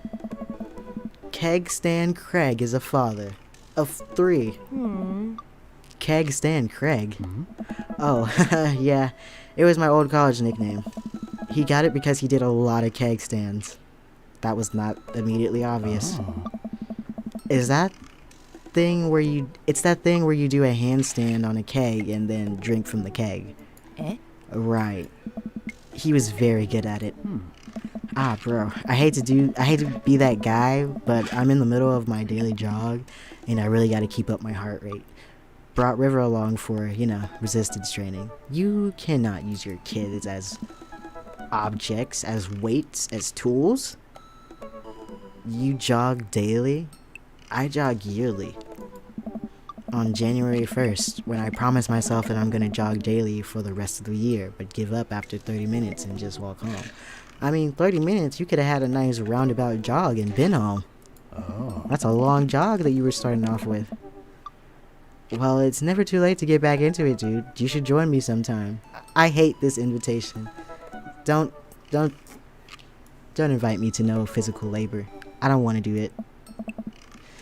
I don't know. And then I gotta do this awkward thing where I kind of give you a maybe, but I'm not coming. Hey. Come on, it'd be fun. We could grab breakfast afterwards, catch up. We could do a bro brunch like the good old days. We know how brunch ends, so. Alright, sure. Sounds great. It don't. It sounds like running. Great. Let's get that going soon. I better get moving. Good to see you guys. And he got the eyebrow slit. That's how you know. They in the streets. Craig gives a little wave, puts his earbuds back in, and jogs off. I can't believe Craig is ripped and has kids. I'm reeling. Why's that? The Craig I knew is not fit to be responsible for any living thing, including and especially himself. One time I watched him drink an entire jar of marinara sauce for dinner. Ew. Amanda, he opened a new jar of marinara sauce and then he drank it like it was a thing that normal people do. It was unholy. And then I asked him what the hell he was doing, and he said, and I quote, "It's basically a smoothie, bro." That's disgusting. Technically, he's not wrong. He jogs. He was jogging. He's like a totally different person. Anyway, we better get home. I'll have plenty of time to reflect on how old I feel later. Amanda and I flop down onto the couch. Amanda has to shove some empty boxes out of the way before she can sit. Too bad we're gonna be putting my stuff right back into these boxes in a few months. No, don't say that. Aw, Dad, it's gonna be okay. I'll be fine. I know. It's just, you're my little girl. It's gonna be weird not having you around. I'll come visit, and I'll text you every day, and I'll take lots of pictures. No, not gonna happen. Not gonna happen. I can tell you that now. And obviously, I'm a photography major. You promise? Of course. Are you gonna be okay by your lonesome? Oh, come on. I'll be fine. I'll get a dog or something. Alright. A dog? Yes. Forget art school. I'll stay for the dog. Is that what it's gonna take? Yeah. Medium-sized dog, handkerchief around the neck. I get to name it. That's what it'll cost for me to give up on my dreams. I'm a woman of simple wants and needs. Well, a dog is a lot cheaper than college. It is. Amanda laughs. Suddenly, a pile of envelopes slides through the mail slot. Ugh. I cannot escape that place, no matter where I go. The mail follows me every fucking where I go. Speaking of college, Amanda darts over to the envelopes and shuffles through them. She pulls one out and throws the rest back on the floor. Yeah. This is from McGowan College of Art and Design. Open it. But I'm scared. It's just an envelope. Yeah, it's just like my entire future. No big deal. She takes a deep breath and rips the letter open with her teeth. This kid is unhinged. We have a letter opener, but okay. I hold my breath while Amanda's eyes dart back and forth, scanning the letter. What does it say? The admission committee has reviewed your application, blah blah blah. Her face drops. Regret to inform you that we are unable to offer you admission to McGowan College of Art and Design. Aw. Amanda throws a letter on the coffee table. Oh, sweetie. It's okay. I kind of saw it coming. I knew I shouldn't have put that experimental stuff in my portfolio. Their admissions officer told me they just want to see portraits or whatever. I mean, screw them. You've got vision. Right. I pulled Amanda in for a big hug. You're an amazing photographer. I know how much work you put into your portfolio. Some other school is gonna want to snatch you up for sure. Yeah, I know it's fine. Are you actually fine, or are you just saying that? I'm fine, really. Her face says the opposite, but I probably shouldn't push her on this. Oh, and before I forget, Emma R and Emma P are sleeping over tonight. Telling me. Alright. So, you need me out of the way because I'm painfully uncool? I would choose more delicate phrasing, but yes. Well, I'll have you know that I conveniently already have plans for tonight, so you'll have the new place to yourself. Yeah, what are your plans? Quick, think of plans. I'm secretly the mayor of this town. Gotta attend the union meeting. I'm going clubbing. We going outside. Right. I'm gonna put on a nice outfit and go tear it up on the dance floor. Right. All the hottest dance moves, the lawnmower, the sprinkler, the running man. Yeah. You know, the ones all the kids are doing these days. Oh no. We still doing the running man. Oh. I am. Alright, but I'm not gonna come pick you up if you pull anything this time. Not again. I'm just kidding. I'm actually going to go to bed because the game does not interest me. I'm wiped. Have fun with the Emmas. We'll try to keep it down. I know you're not going to, but I appreciate you saying that.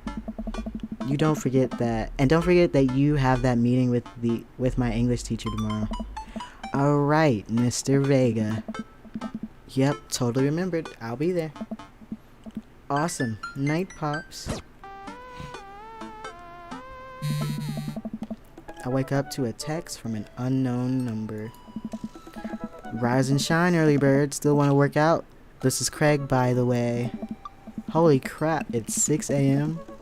Don't come back into my life and the first communication we have is you texting me at 6 a.m. I'm not even gonna wake up for that.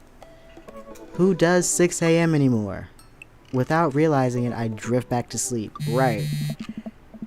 Whoops, must have winked back out. I check my phone again. Hey bud, still want to get your swole on? I'm ready to... No, I'm ready to tear up the track. Hit me up. God, the last thing I want to do right now is work out. But it is Craig. I do want to catch up. Child, go to sleep. Stop. Craig is on our time. I shoot a quick text to Craig to apologize for bailing and immediately fall back to sleep. I literally just moved back into town. Can you give me a few days before you start hitting me up about exercise? Oh man, how long was I out? What time is it? I look over at the clock. It's 3:55 p.m. I have to be at that parent-teacher conference in 5 minutes. Damn.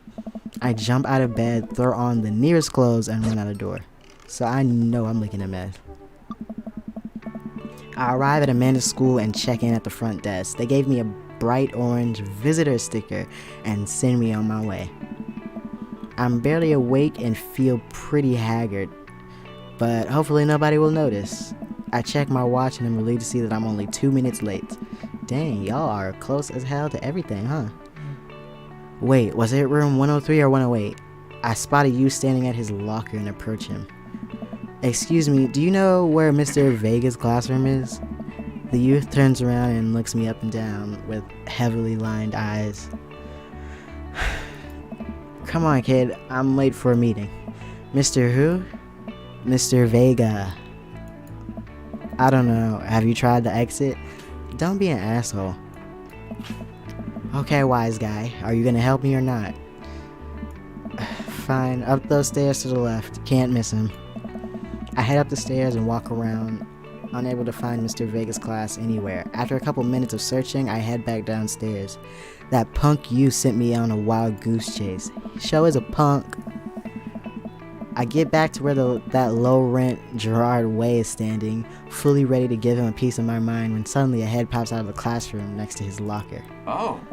Lucian, don't you have a third period to get to? Fine, Mr. Vega. Wow. I mean, yeah. Look at him. Definitely. I'm not feeling stripes and polka dots. 2 different kinds of stripes at that. Child. Now I'm officially 10 minutes late. I glare at him as he walks away. We're not cool. You must be Cowboy. This period's almost over. So was I on time or was I early? Was I late, early? Did you already have a class? I'm confused. Mr. Vega leads me in and I take a seat in one of the comically small students' desks in the back. I might get stuck in this. Alright, where were we? Now, who can tell me about the unreliability of the narrator in J.D. Salinger's Catcher in the Rye? Yes, Colin. Colin stands up and does the thing where he blows into the crook of his elbow to make a fart noise. Real mature class. The whole class erupts in laughter. I don't miss high school at all. Alright, everybody. Very funny, Colin. Please sit down. Now, Holden Caulfield is an unreliable narrator in the sense that the bell for the end of the period rings. All the students immediately get up and make a break for the door. What? Remember to do the reading and answer the response questions on page 194 in your textbook. Oh, I thought you was gonna pull the bell does not release you, I release you. Nobody's listening. See, they don't respect you. The bell releases them. Or not, I guess. No, they don't respect you. Mr. Vega turns to me and sighs. Middle schoolers, right? Oh, I thought this was high school. I thought this was high school. Don't you teach high schoolers? Right. Both. You know, budget cuts. Yeah, America. Thanks so much for coming in. No problem, Mr. Vega. Please, call me Hugo. Call me by your name, I guess. I don't normally do these impromptu parent-teacher meetings, but as I'm sure you know, Amanda's a very bright student, and I'm concerned about her recent behavior. What's going on?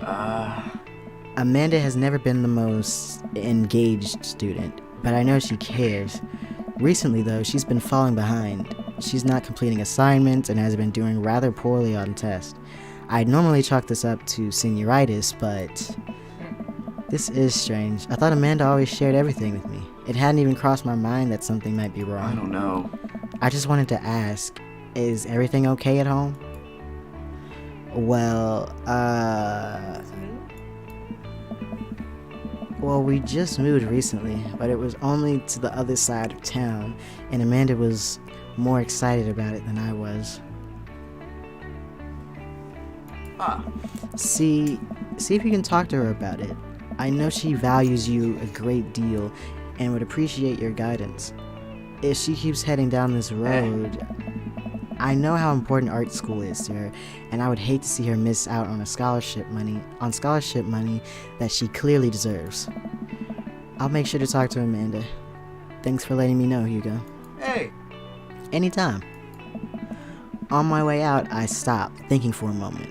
I turn to Hugo. Hey, Hugo? Oh. Yes?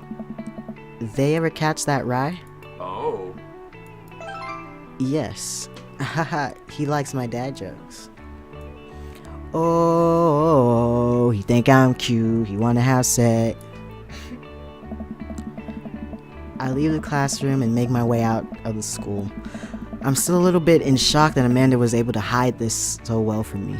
She's always been such a force for positivity in my life, especially after we lost her father.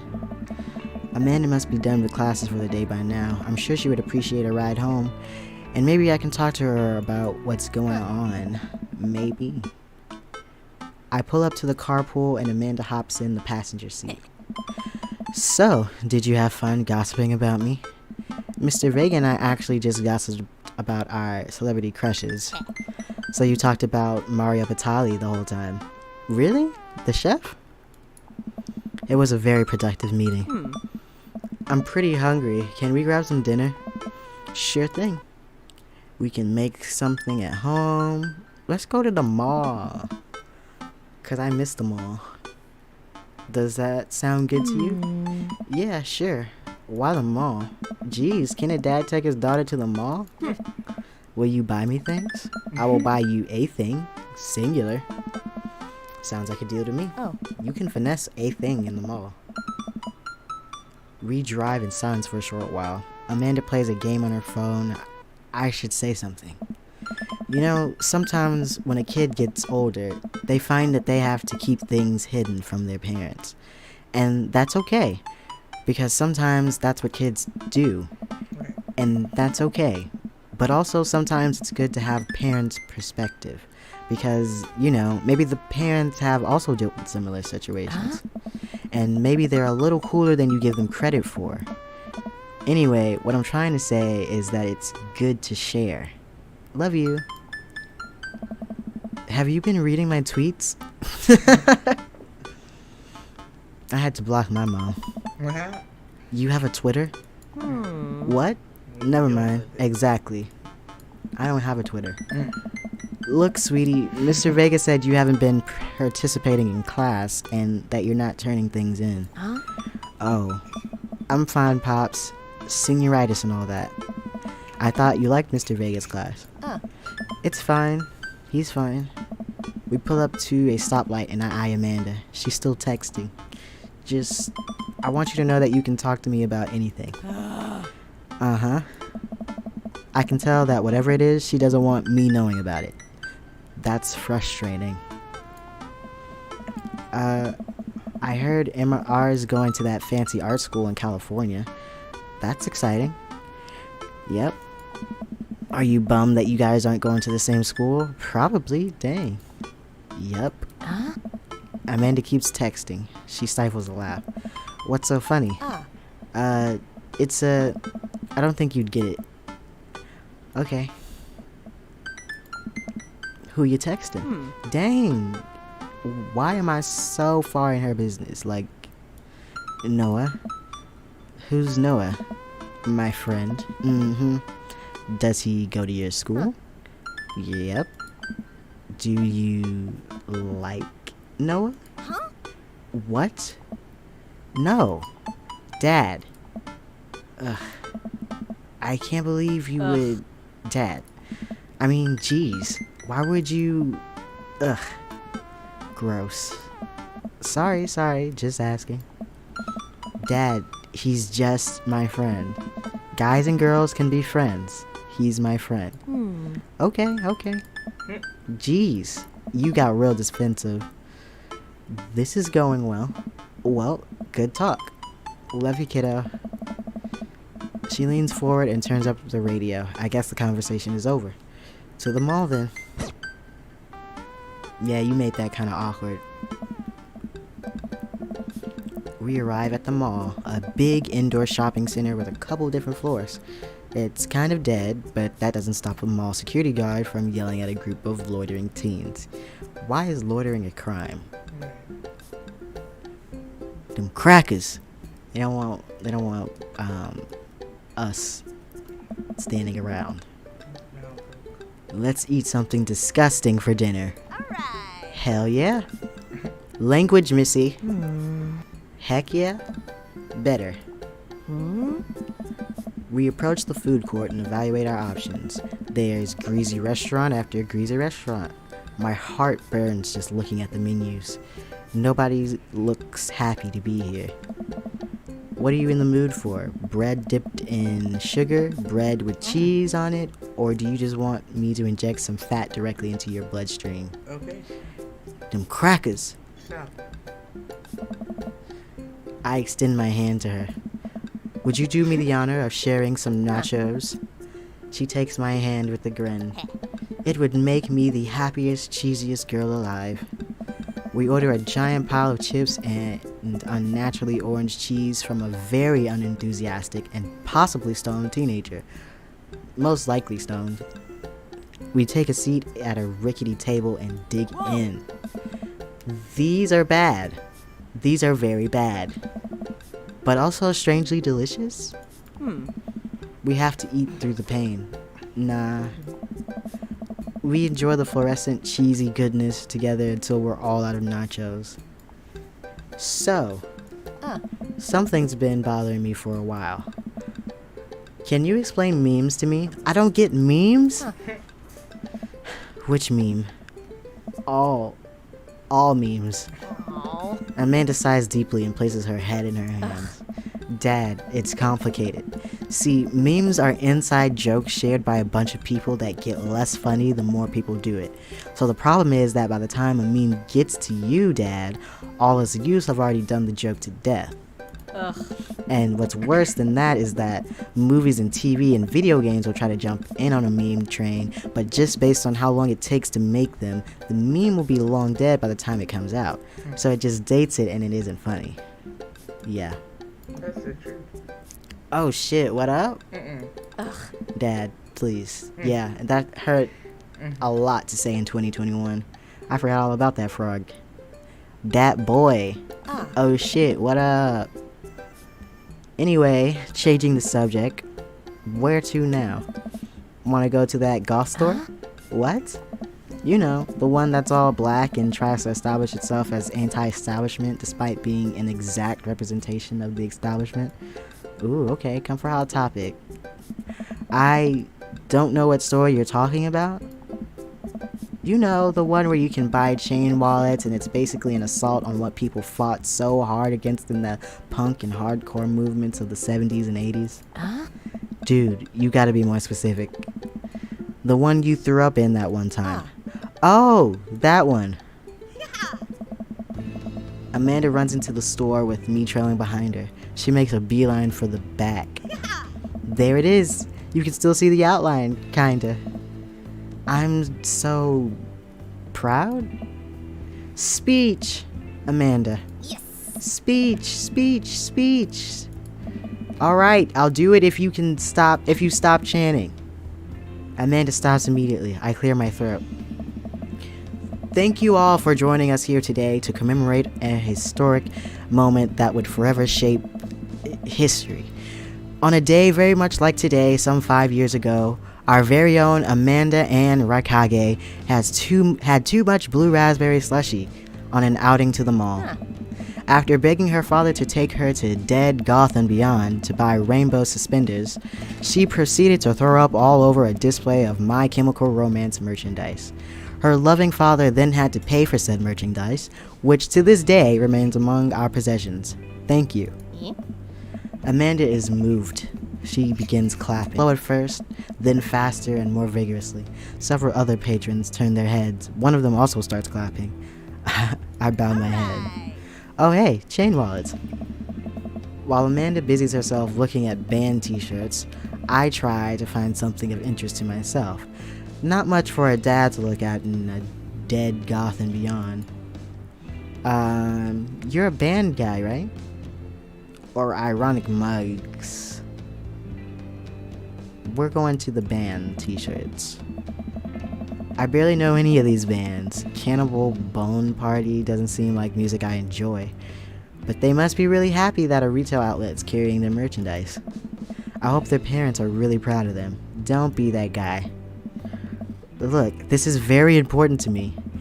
I overhear a stifled argument over at the cash register. An older gentleman is carrying a garment and showing it to a bored-looking cashier with pink hair.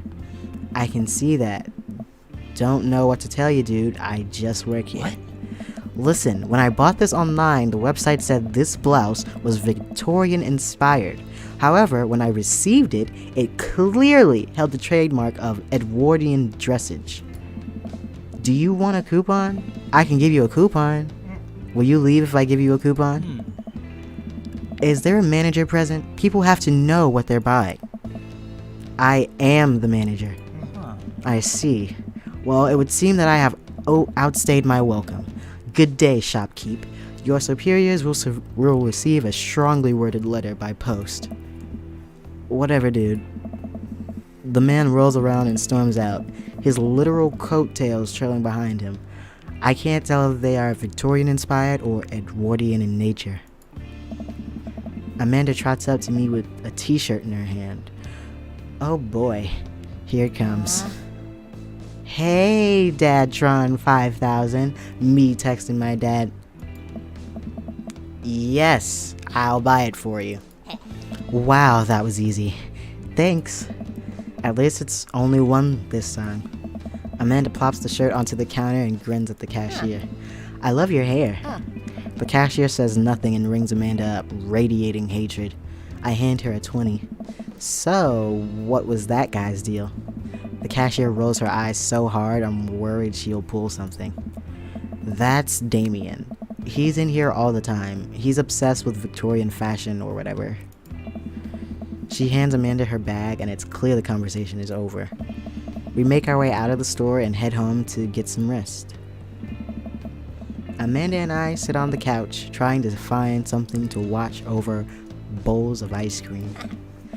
Oh cool, Long Haul Paranormal Ice Road Ghost Truckers is on. Your favorite, right? Oh hell yes. They have to make it over the Canadian tundra before the ice road melts. But also, they're hunting ghosts. Also, the trucks are haunted. This is an episode I've already seen, but it's one of the best. Callum and Flint Dogbone, the twin brother truck driving and ghost hunting duo, find themselves in the greatest peril yet. This sounds like Supernatural. Oh no! The ghost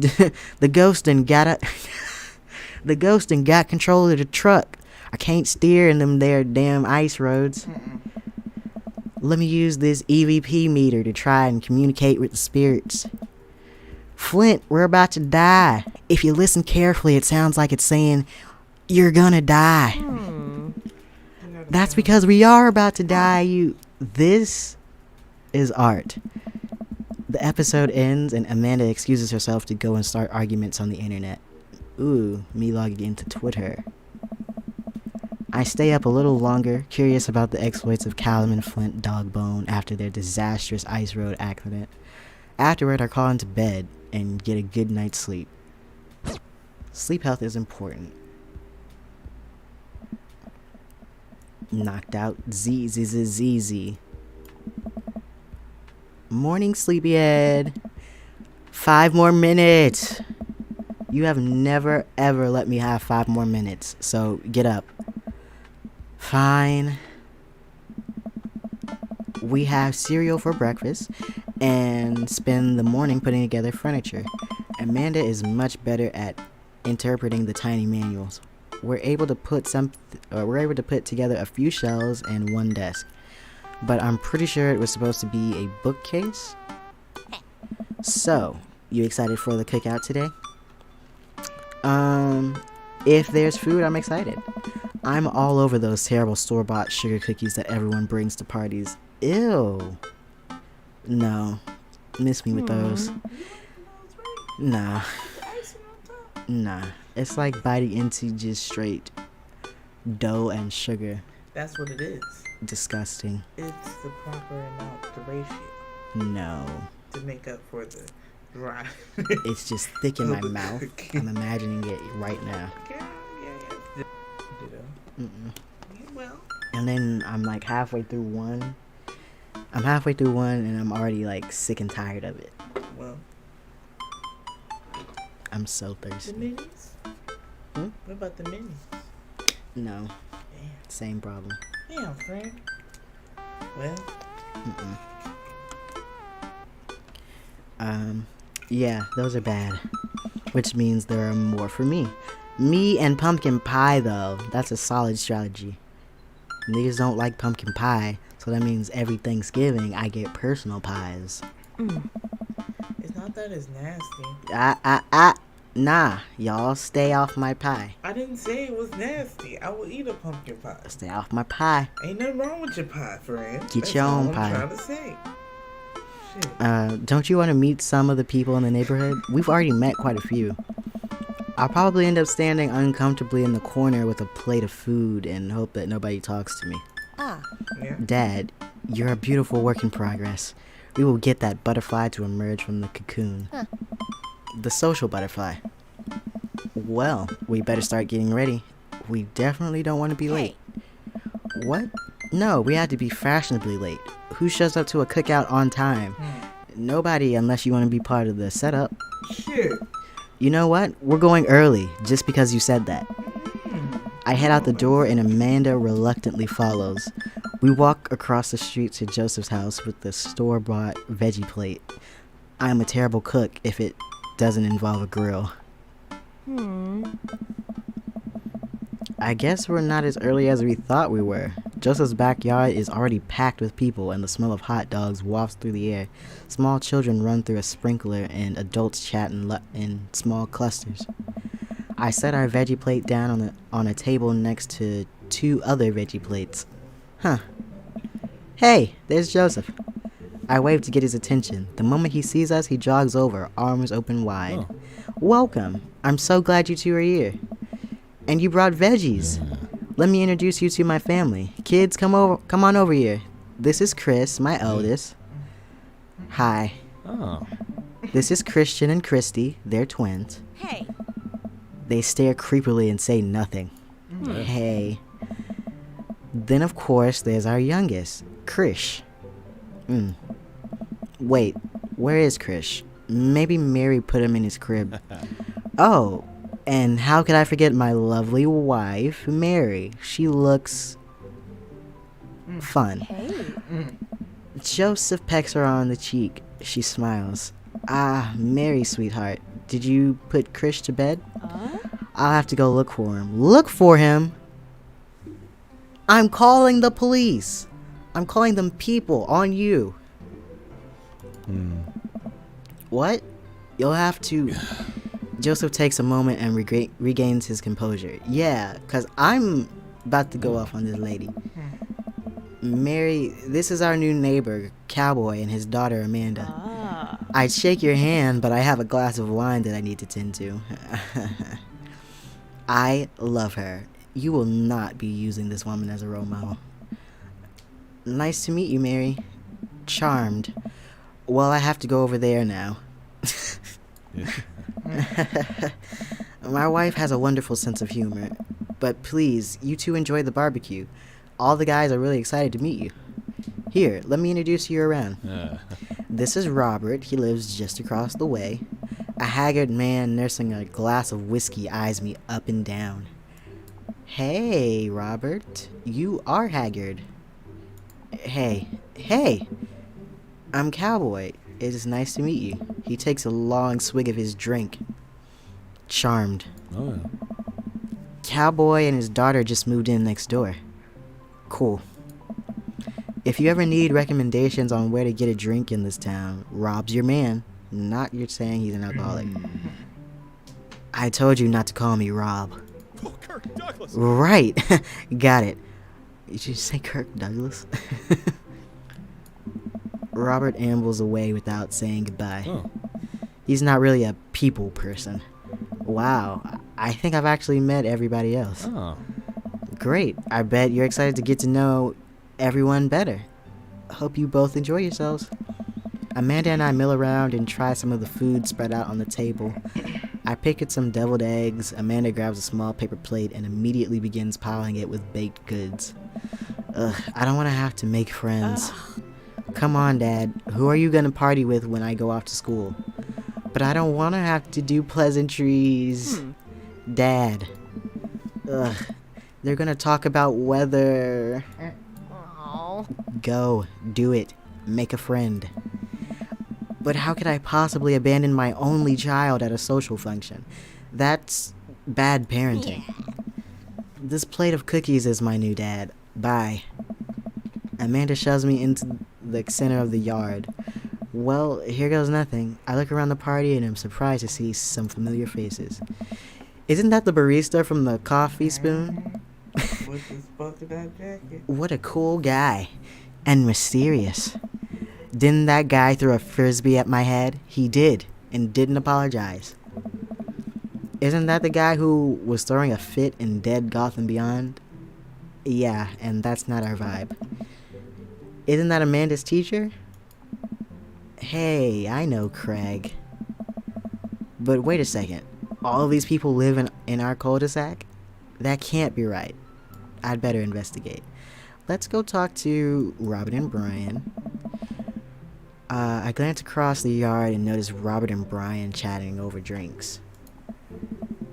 Man, I don't think I want to deal with being one-upped by Brian right now, but I guess I could live with learning more about Robert. Oh no, they caught me staring. Oh no, Brian's waving me over. Shoot. I flash a smile and walk over to them. Hey, guys. Cowboy! How the heck are ya? Settling into the neighborhood alright? Oh, you betcha. Got the living room in order at least? That's great to hear. I've been doing some living room work as well. Of course you have. You've been doing everything that I've done. Finally got the 50-inch in there. The game looks great in high def. Brian... Ugh. Oh boy. Cowboy, have you met Robert yet? Yeah, we've met. Robert regards me over his whiskey. Good seeing you again. We were just talking about my most recent camping trip. Spent a night out in the woods with Daisy and Maxwell. She's definitely an outdoorsy one. Even caught her first fish. It's good to see you taking your daughter out like that. I bet she loved it. And it's great that she loves the outdoors. Mine loves being inside. Brian raises his eyebrows at me. Being inside making art. She won a local competition for that art. Yep. Did I put it on too strongly? Robert stares at me blankly for a second. Anyway, I haven't gone camping in years. Not since the last time. Same here. Well, things change once you have a kid. Wait, what happened the last time? Robert takes a long sip of whiskey. Well, old Johnny Boy and me were out in the back country. Johnny Boy's a strong kid. Met him in my army days. Comes from Kansas. They build him tougher out there. Anyway, things go south pretty quick. Johnny Boy breaks his ankle when the rope bridge snaps. Oh. You could see the bone You could see the bone popping out through the skin. Johnny Boy's screaming now, crying for his mama, losing blood. We're 2 days out from the next living soul, and here I am with my dear friend bleeding out in front of me. I'm able to dress the wound, but now I got a fireman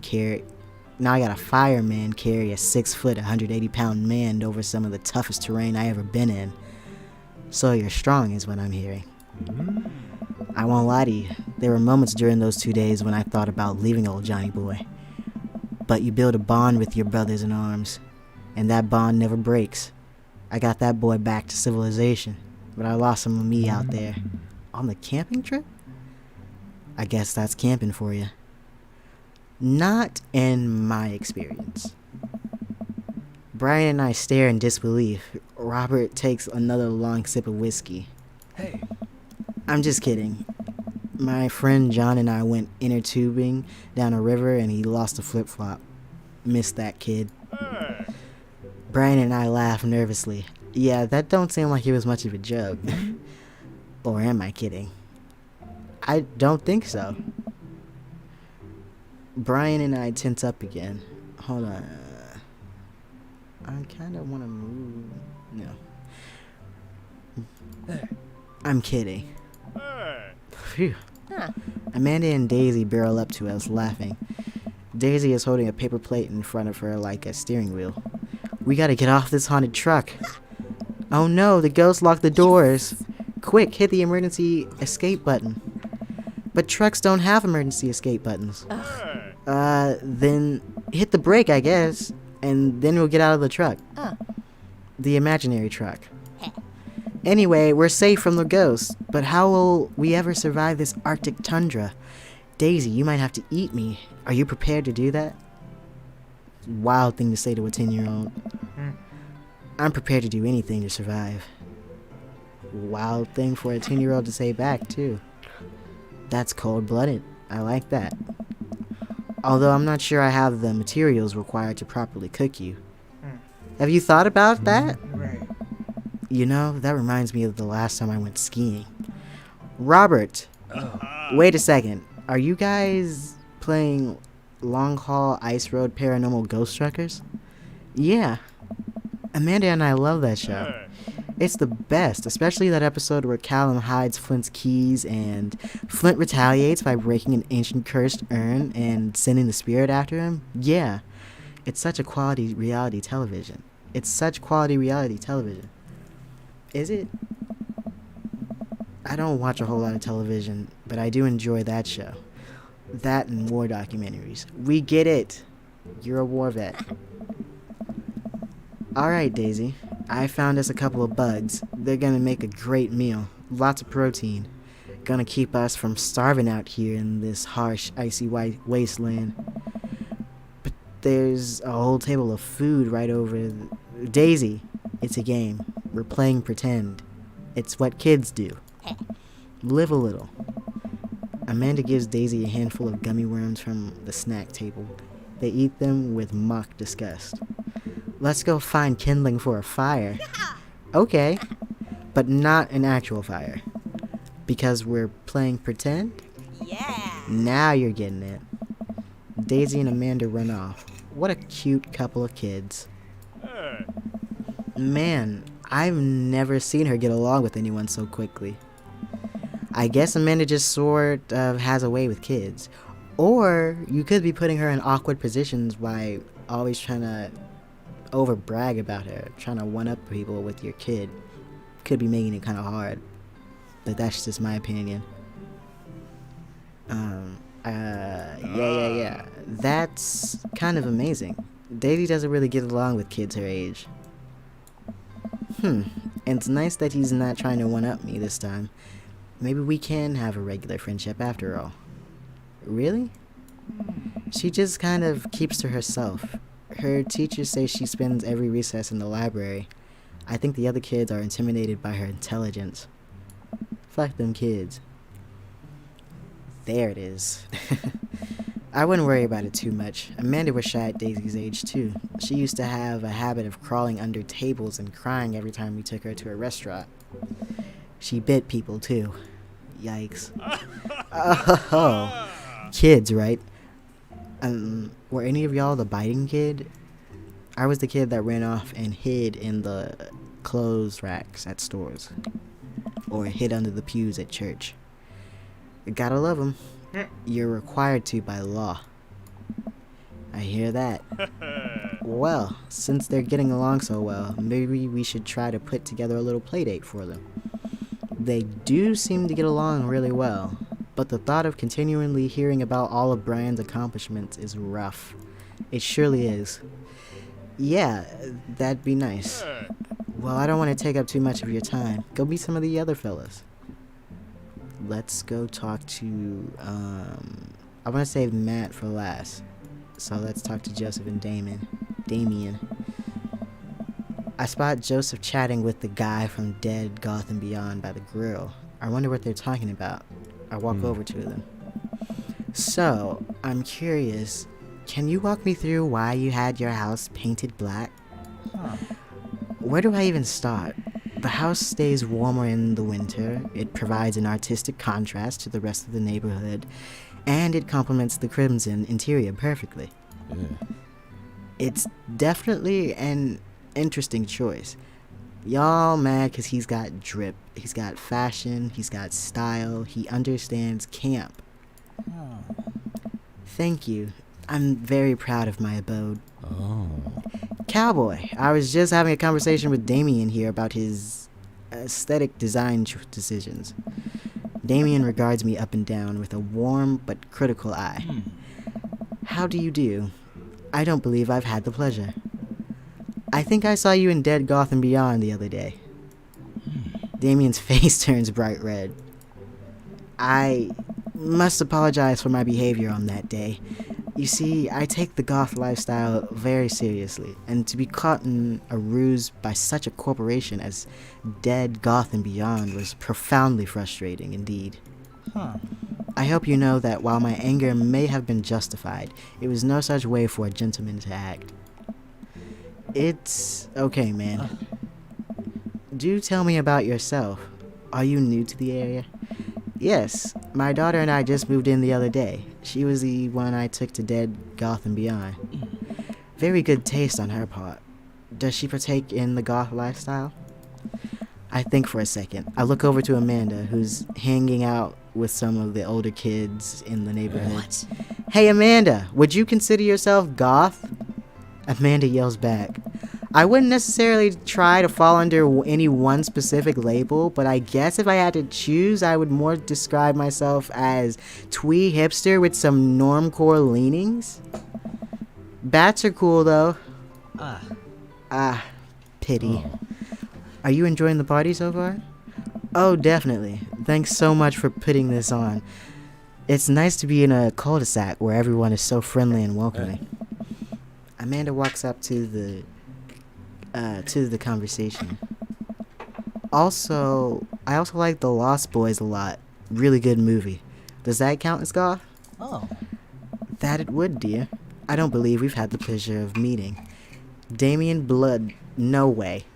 No way. You're very dedicated to this aesthetic. Damien Bloodmarch at your service. Damien finishes the sentence with a flourish and a bow, producing a single rose and offering it to Amanda. This nigga's a magician. Eh? Amanda blushes and returns the gesture with a curtsy. Huh. My, do you know how to treat a lady? What? Hello, Amanda. Seemingly out of nowhere, Joseph's twin kids appear. Are they speaking in unison? Huh? Hey, won't you come play with us? Come play with us forever. Guys, enough with the creepy twin shtick. We've talked about this. Huh. Christian and Christy slowly back away. You know that's not a shtick, and you're afraid of your kids. It's okay, you can admit it. I'm afraid of one of my cousins. She gives off, scary vibes. She asked me if I wanted to meet Jesus one day. Scary. No, like, as in, not like eventually, like immediately within the next few days would I like to meet Jesus, because she could arrange it. That's not okay. Where do you think they got that from? Mary pops into the conversation, wine in hand. I don't know. Mary takes a long sip of the wine. I think I might have taped over VeggieTales VHS with The Shining. Who knows? She takes another sip of her wine. Where's Krish? Come on. Wasn't he with you? Yeah. You had him a moment ago. He's probably stuffing dirt in his mouth. He'll be alright. Toddlers are pretty resilient. Mary tips her glass to me. Ain't my first time to the rodeo. It's my fourth. I have squeezed 4 little... Sweetheart, would you do me a favor and please find Krish? That would be great. This marriage is juicy. Oh my god. I'm sure he's fine. Mary. Ah. Okay, jeez. Mary finishes her wine and wanders off. That kid is a trooper. Dad, can we go now? Huh. Ah, Lucian. Have I introduced you to Cowboy yet? Hey, it's that punk from Amanda's school. I remember you. Whatever. That's no way for a young man to speak to his elders. Be polite. Lucian bows. Whatever, sir. Lucian bows again. Mr. Christensen, may I have a veggie burger, sir? Coming right up, bud. Are you vegetarian? Yup. Make that 2 veggie burgers. Did you know that some people in the Victorian era were vegetarians? They described carnivorous type people as blood lappers. Hilarious word. Dad? Oh, yeah. That's really interesting, Damien. Joseph turns to the grill. Just a hint of a tattoo peeks out from underneath his sleeve. I can't believe I didn't notice it before. It looks like the bottom of an anchor. Whoa, is that a tattoo? Hey. Yep, I wasn't always a youth pastor, you know.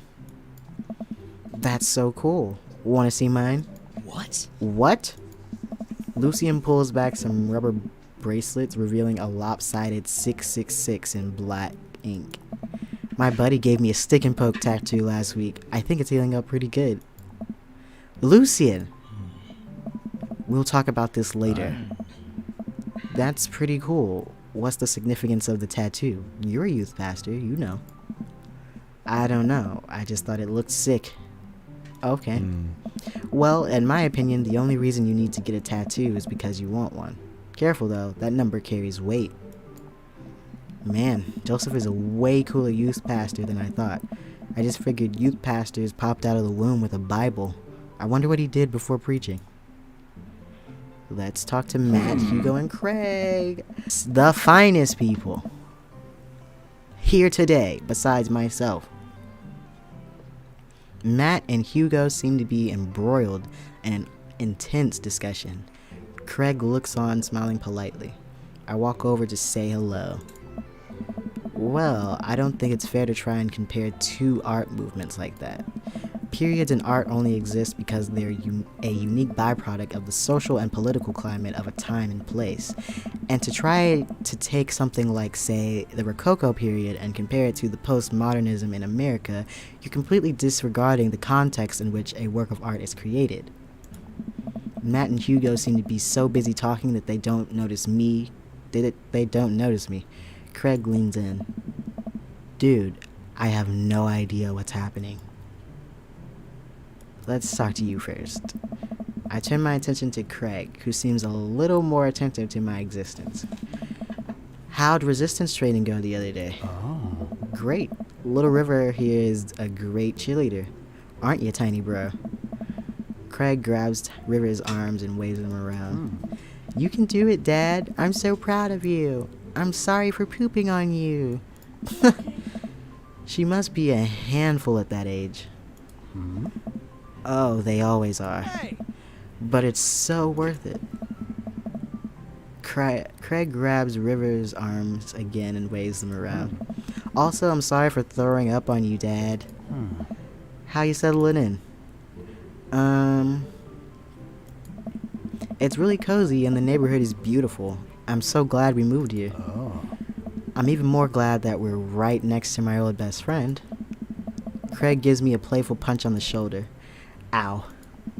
I remember that hurting less in the past. Sorry. I've been doing push-ups and stuff. Cowboy, how are you liking the neighborhood? It's pretty nice. Everybody's been super friendly.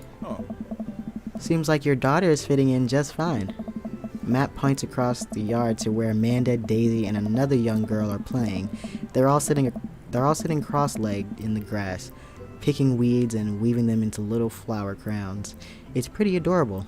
The girl I don't recognize jogs over to us. Hey. What is it, sweetheart? Aww. The style. You need to dress your dad. It's a flower crown. I thought you'd look cute in it. Hey. Well, there's only one way to find out. Matt takes the flower crown and places it on top of his head. Yes, sir. That's my dream, Daddy. Am I cool now? The girl stares at him, thinking it over. Nope. But you're slightly less uncool than you were before you put it on. Hey. Ha! Hey, Cowboy. This is my daughter. Hello! I'm Carmencita.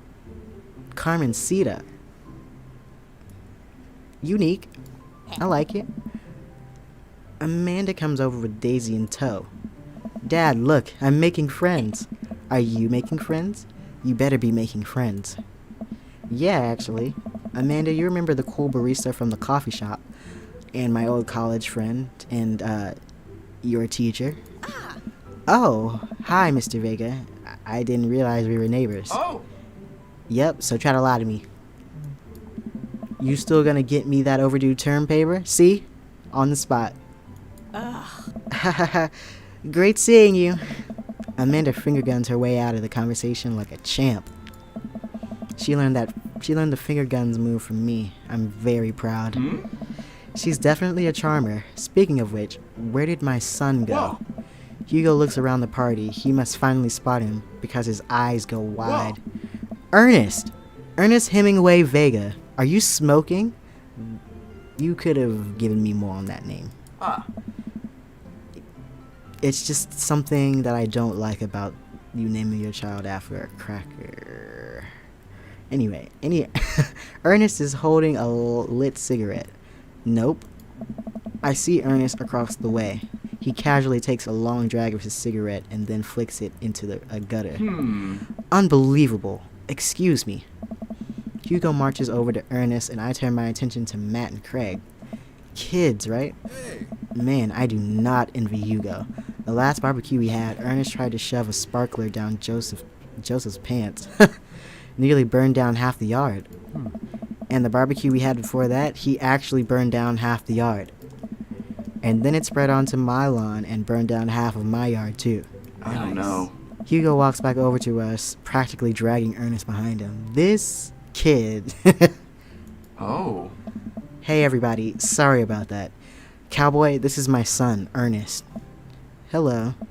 Ernest looks away, sulking, his hands shoved deep in his pockets. Hugo nudges him impatiently. Hey. Nice to meet you, Ernest. What grade are you in? Doesn't matter. Oh. Ernest. Okay, I'm in 8th grade. God, are you happy now? I'm sure you were just dying to know. This kid is in 8th grade and is already trying everything. Yeah, good for you. Can I go now? I'm tired of talking to old dudes who blame my generation for the failing economy. We would never. We're some nice dads. Ouch. I don't know. Ernest. Oh yeah, because I'm totally embarrassing you. Ernest puts earbuds in and storms off to stand in the corner. Well, that was certainly something. He seems nice. Hugo puts his head and his hands in sighs. Oh. I'm so sorry. He's having a really rough time. As much as I want to be the cool dad, I have to be the authoritarian dad, and he clearly resents me for it. I mean, I think as a dad and a teacher, that's about as authoritarian as you can get. Honestly, are any of us cool dads? Is it even possible to be a cool dad? What? I'm cool as a cucumber. Hey. See? That right there. You can't say that. I don't know. My kids think I'm cool. But for how long, Craig? How long do we get to be the cool dads? I don't know. I don't know. Hey. I think we just have to accept the fact that as dads, we've become the machine we once raged against, and accept our fate to unironically wear socks with sandals. Your kids may think you're cool now, but the moment they hit puberty, you're doomed. Amanda's 18 and she still thinks I'm cool. Nice. I yell across the yard to my daughter, Amanda, I'm cool, right? Amanda just laughs. She keeps laughing. I see your point. As much as we all want it, I don't think it's as important to be a cool dad as it is to be a good dad. We can't all be best friends with our kids. It just doesn't work. I mean, look at me and Ernest. Hey, don't compare me and my kid to you and yours. You got your own issues. Our job as parents is to make sure our kids turn out okay. Yeah, you're right, but it'd be nice to have it both ways. Hearing these guys talk about this makes me think of my relationship with Amanda. We get along so well, but there might come a time when it won't be like that. Is college when that happens? Don't let us eat up your time, Cowboy. Go meet some of the other people around the neighborhood. And without further ado, let's work some magic. Joseph closes his eyes, takes a deep breath, and gets to work. With the greatest of ease, he sets patties on the grill, flourishing as he flips his spatula in the air. It's easily some of the best grill work I've ever seen. You guys think this is my first time in front of a grill? He's working faster now, effortlessly tossing cheese onto patties and perfectly grilling onions on the side. I'm getting hungry. One after another, the dads take notice and crowd around Joseph to admire his masterful technique. Oh. You probably didn't know this, Cowboy, but Joseph's known around here for his grillmanship. He's ungrillevable. Hey. I've tried to get on his level, but I just can't catch up. Hey. Let us keep studying. He has a rare quality about him. Mustard, we keep talking about this. Can't we just appreciate the artist? Hey. I've never seen him make a mistake. Hmm. Okay, we need to stop. This is getting too cheesy. Please stop. All the children at the party boo the glorious display of puns in unison. Boo. Yeah. Alright guys, the food's ready. Please form an orderly barbecue. Amanda groans. We all grab our food and hang out, enjoying perfectly cooked cheeseburgers. Man, it's so wild how all of us dads live in the same cul-de-sac. Kinda nice, isn't it? Feels like there's a real community here. Totally helps when you're just a single dad trying to raise a kid. Oh. We're happy to have you here, man. I think you're gonna like this neighborhood a lot. Oh. Plus, Amanda seems to be getting along with all the kids. If she decides to get into the babysitting game, she'll really make a killing. Hey, why don't you add us on all dad... Wait. Hey, why don't you add us all on Dad Book? Dad Book? Yeah, it's a great social network for dads to keep in touch with each other. We're all on it, so if you ever need to reach out to anyone, that's the simplest way to do it. Because phones don't exist. Obviously, we need Dad Grinder. Eh? Sorry, I'm just an old-fashioned dad. Social media goes over my head sometimes. Huh. Don't worry, Pops. I'll help you figure it out. The rest of the barbecue goes smoothly. We all trade stories and drink beer as our kids play on the lawn. Amanda breaks up a fight between Carmencita and those weird twins. I think they wanted her soul. Jeez. Amanda and I walk back to our place as the sun sets over the neighborhood. Pretty fun party, don't you think? I mean, I got a burger in me. I felt like I was at a networking event. I feel like one of the first two. I'm gonna get LinkedIn notifications out of this. I just know it. You don't think it's nice that people want to connect with you? Not when their affection jams up my inbox. Metaphorically speaking. I feel that though. Well, hey, at least you met some other cool dads. You should hit them up on Dad Book. Maybe I will, if I ever figure out how social media works. I have a good feeling about this place. Me too, Dad. Huh. Amanda and I arrive home with the remnants of our veggie plate. Seems like nobody was really into the cauliflower. Any big plans for this evening? Actually, yeah, I'm going out with some friends. Oh. Is that okay? Of course, just keep me posted and be home before midnight. You got it. And be careful. I will. Make good choices. Of course. And call me if you need anything. Dad, you're not gonna do the thing where you wait silently for me to come home in the living room with all the lights off, are you? What? No, I've never done that, and I will never do that. Okay. Do you have plans tonight? My plans were kind of eat ice cream and watch TV with Amanda, but I'll find something to do. I'm gonna work on some stuff, you know, dad stuff. I'm just relaxing tonight. Have fun, okay? Great. See you later. I watch Amanda drive off into the night. I really do hope she has fun. I plop down in front of the TV and turn on some Wine and Dine Mastermind with celebrity chef Gavin Chapman. Looks like Gavin's making a roasted rack of a lamb with rosemary mashed potatoes. Okay, Gordon. I'd love to be able to cook like that. Although I think if I was actually good at cooking, I'd use my powers for evil. Like just making baked Alaskas all day instead of any food of real nutritional substance. Man, Wow. Gavin Chapman just caught that thing on fire, but he meant to do it. What a professional.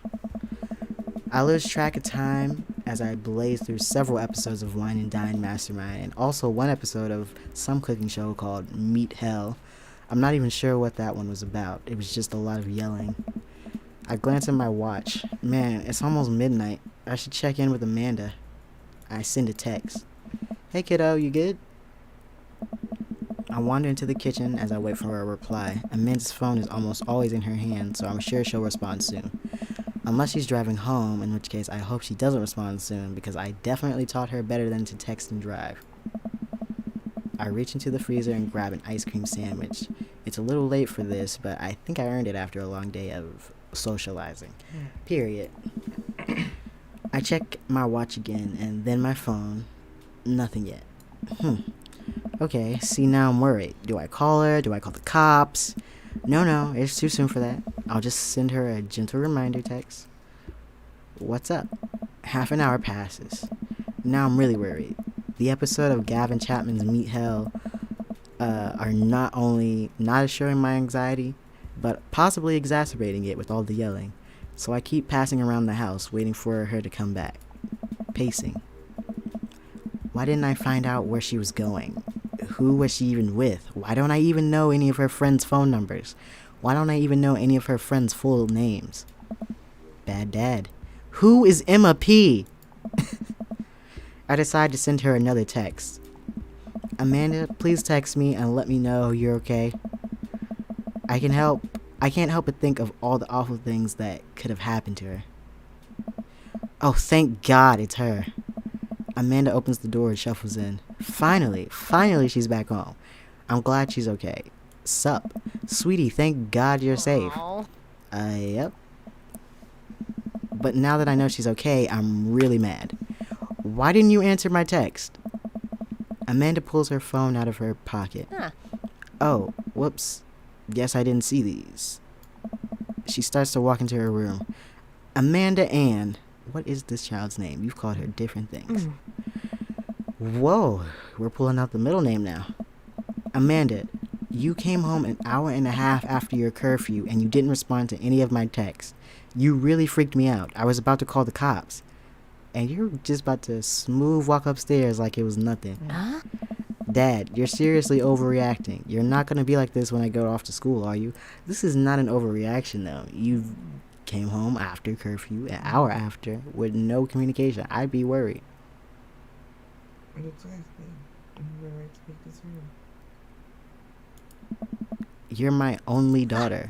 Well, I can't give you a play-by-play of everything I do all the time. I'm 18. You shouldn't even be giving me a curfew in the first place. I sit down on the couch and put my head in my hands. I feel very tired all of a sudden. You really scared me. Just please don't do that again. Alright, I'm gonna go to bed now. Amanda closes the door to her room and I head to mine. Jeez. As I'm falling asleep, one thing she said keeps echoing in my mind. You're not gonna be like this when I go off to school, are you? I definitely didn't sleep well last night. I brew some strong coffee and make some scrambled eggs for Amanda as a peace offering. She eventually wanders into the kitchen. Hey, I thought about what you said last night. Huh? I should have texted you. I said I was gonna do it, and I didn't. I honestly just didn't even think about it. This is giving me flashbacks, because I did this to my mom. I'm really sorry, Pops. I won't do it again. Well... I also thought about it, and I'll try to give you your space from here on out. I gotta trust that you can take care of yourself. Team Rakage? Hell yeah, Team Rakage. Amanda gives me a hug. Want some eggs? You know it. Sprinkle some cheese on them. Period. Already did. Bless you. Amanda scarfs down the eggs in the time it takes me to wash the pan. Alright, I'm off to school. Smell you later. Wait. One more thing before you go. Huh? What? What's Dadbook? Ugh. It's a social media platform. Wait. What? What's a social media platform? Dad, I have to go to school. Come on, Amanda. I'm an old man. I can't put together a Dadbook profile on my own.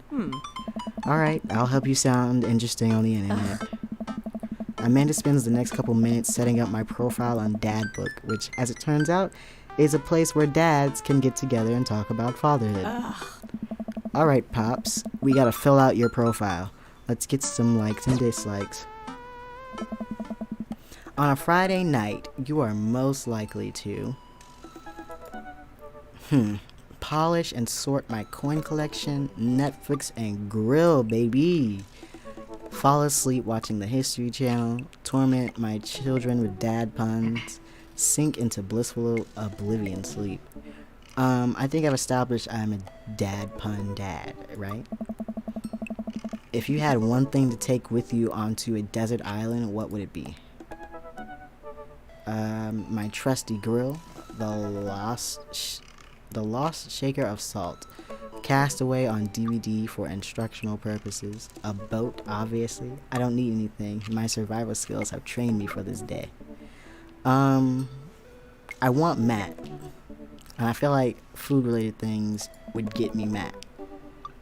What are my turn-ons? Strong dad arms, tennis shoes with long white socks. A well-manicured lawn, street smarts, top-tier grillmanship, or comfortable with crying. Let's be comfortable with crying. What did you want to be when you grew up? A technical writer for manuals and instructionals, salty boat captain, pro skater who is also an astronaut, a good father, wow, or the president of space.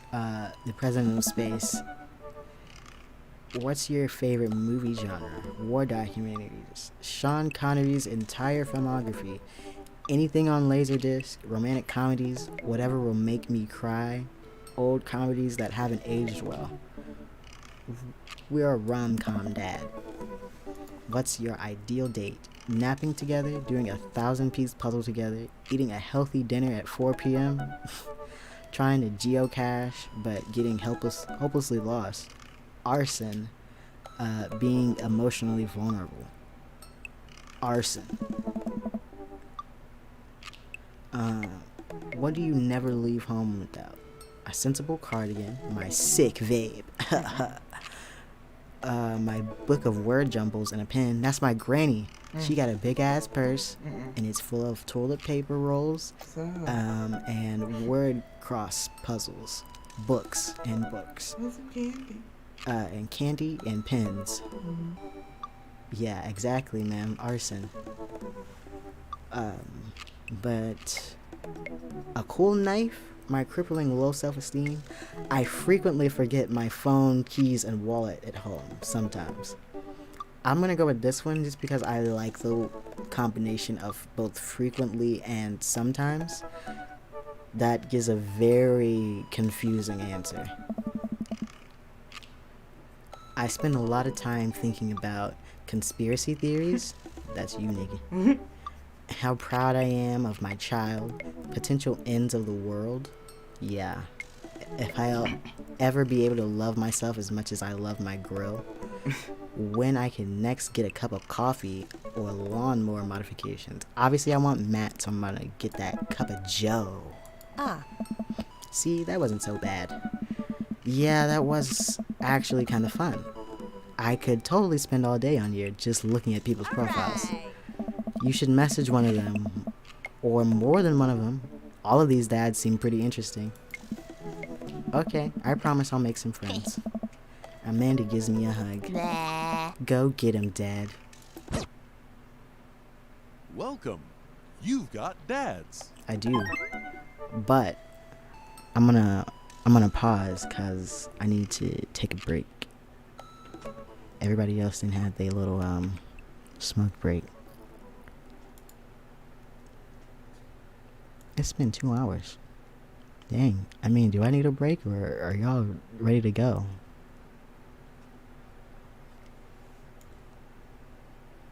Because I also have other things. We could be in here in the tenants.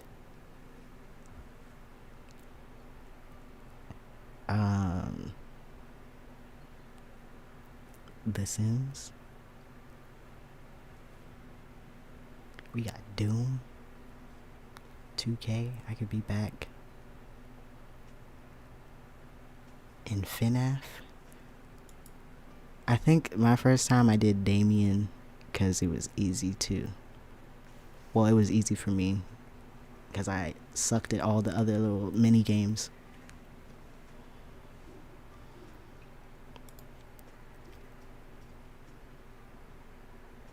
I'm about to take a break for sure. I'm gonna stretch and come back on a cloud. But y'all go get some water and stretch too. I'm gonna be RB in like 10, 15, 10. I'm gonna make it 10. Alright.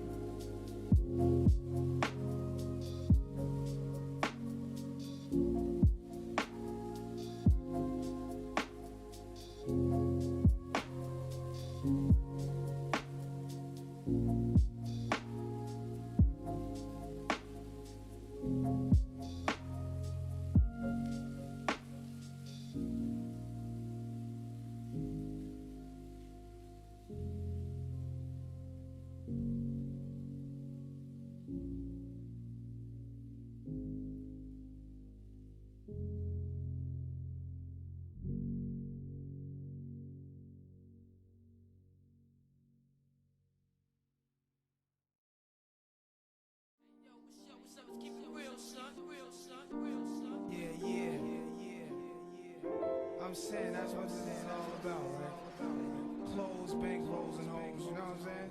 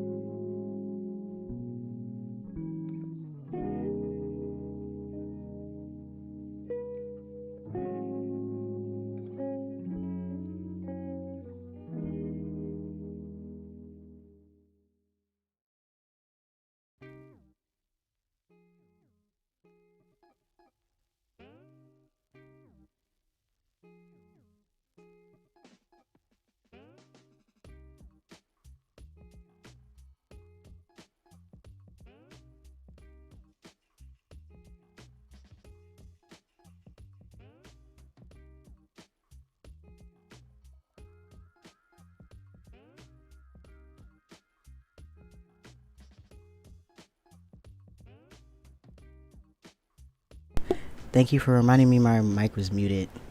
Everybody say what's up to Pyro. Everybody give Pyro a follow. He's 5 away from affiliate. Literally, go give that boy a follow. He's on that affiliate grind right now. Period. Y'all, I'm pretty sure all y'all from Twitter. Y'all remember yesterday or some shit, I was talking about Happy Feet.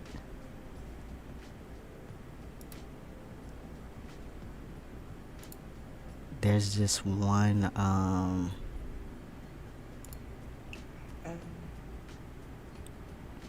there's this one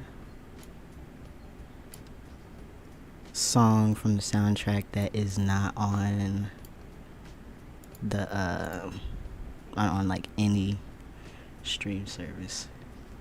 It upsets me.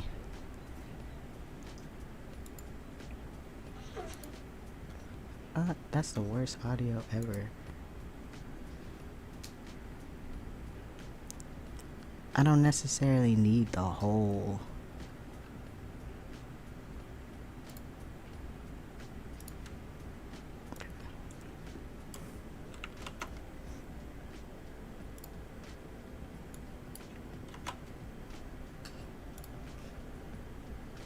You booked a spacious Verbo summer home with a pool big enough for the most epic cannonballs. But the thing they'll remember forever, Ooh. the first of many vacations with Actually, their nephew. The time. Forget that.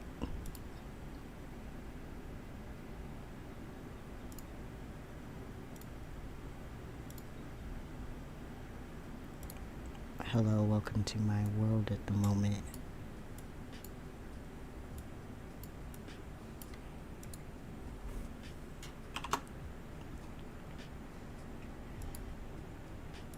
Pause that. This is the best part of the movie Happy Feet. No arguments. Hold on.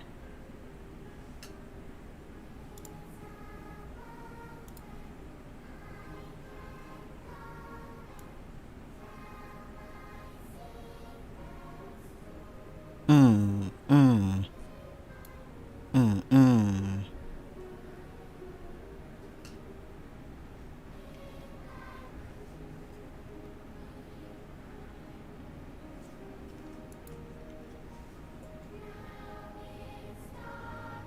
Period.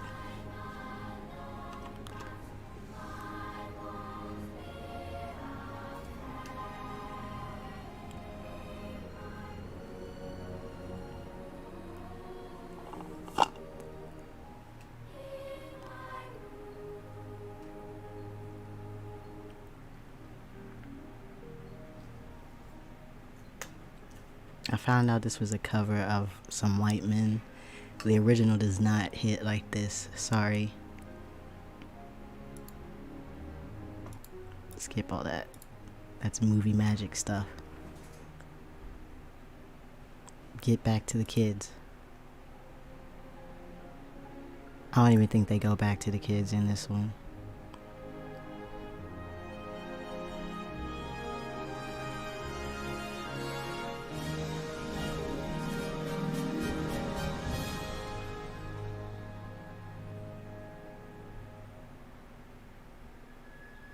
Happy Feet is the best animated musical Say it again. of our time. Say it again.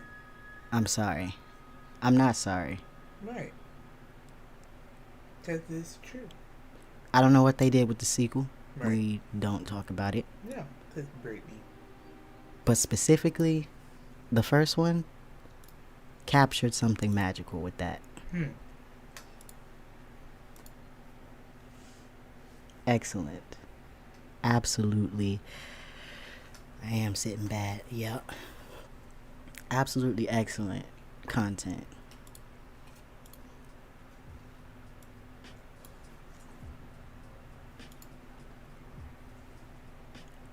How y'all doing? How are you doing, Pyro, since I never see you?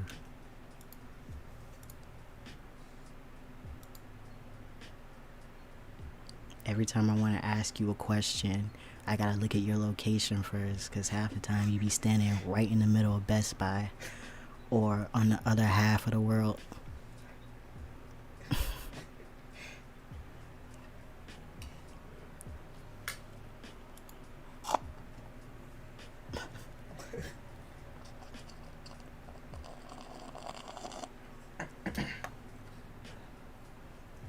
Yeah, teleporting. Shut the fuck up. I'm done. I was thinking about if I wanted to get back into Dream Daddy. I was thinking about 5 nights. And if I could get a round out of 5 nights. I need you.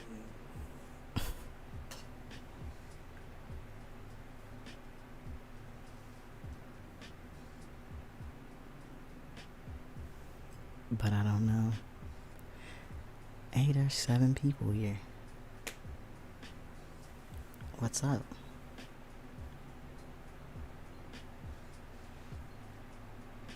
I said let's go for They be going off in these Twitch soundtracks.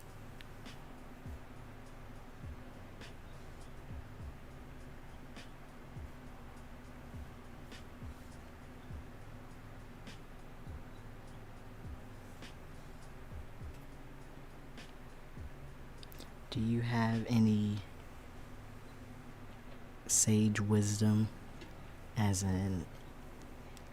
my elder streamer to impart onto the people?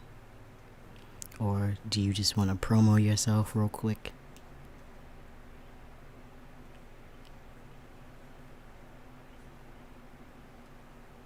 Cause I already be hosting you.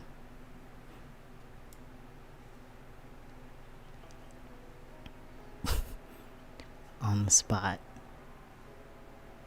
Man is 5 away from affiliate, and he don't got his sales pitch ready. Gotta be so bitch. Oh, and I'm also 2 cameras up on you. I figured out how to set up my other camera. I was gonna do it like right now and have everybody here be witness. I almost had it set up before stream, but the battery died.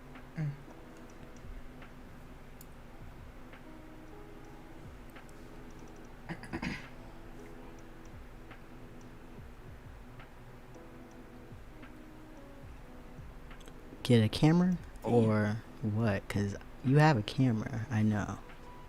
I forgot what I was talking about before. The battery died in your camera. No, I'm wondering what he's talking about. And I'm wondering if I want to move that. Oh, a cam, right, you need the cam link. I just had to set mine up with a straight wire and like a third-party software. It's that old.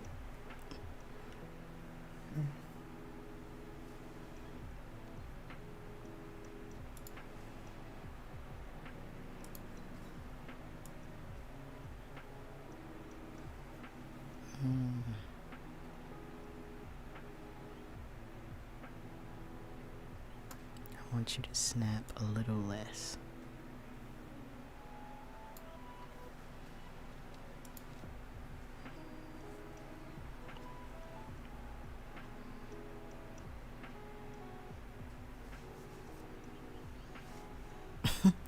I bet you are. What all did you get at Anime Matsuri? I saw the earrings, and I was trying to figure out what village that was on your headband.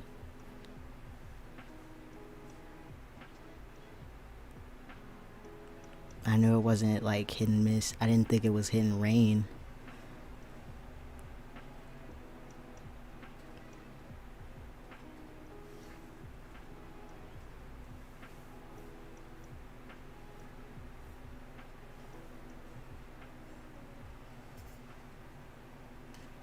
My leg is falling asleep. I need a bigger desk. Or another desk to form some kind of L-shaped monarchy. The earrings, Kakazu's anti-hidden waterfall headband, Kirito's swords, and a fake butterfly knife. So you did end up buying some swords. It was the village hidden in the waterfall. Hmm? That was the headband he was wearing in the picture. Huh. The Akatsuki one. Huh. Good to know. Right. Good to know. Appreciate it. 80 each. Damn. For each thing? Oh, for each sword. How many swords was that? Like I 2? want to see them bitches. 3? Swords? He bought Kirito's swords. Wow. That's incredible. That's exciting. All that shit. Wait till I get some damn contacts. It's over. The He bought Sharingan, 2. Oh yeah, we were looking at Sharingan contacts. I was. Will there be content up on Pyrogenesis YouTube? Yes, will it?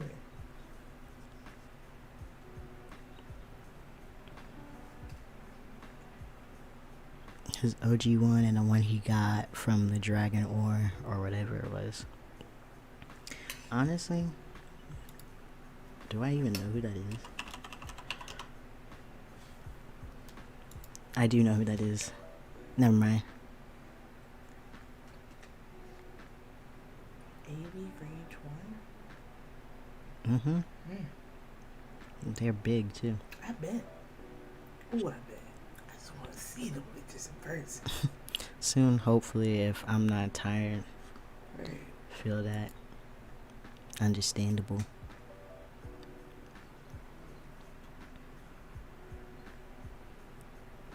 Man, that's lit. 8 people is here? Whoa. Welcome. I'm just chilling right now. I got tired of talking and doing all the voicing. My throat was dry. Parched, if you will. Mm. I see why you got a spoon for this. Mm-hmm. But I don't want a spoon. Damn. You sure? Mm-hmm. I feel like you'll get like a sip just by a spoonful.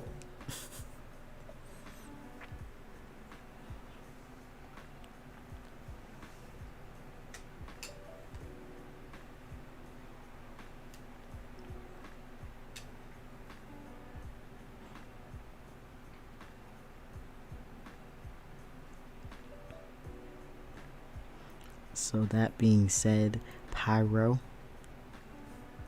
do you know when your next stream will be?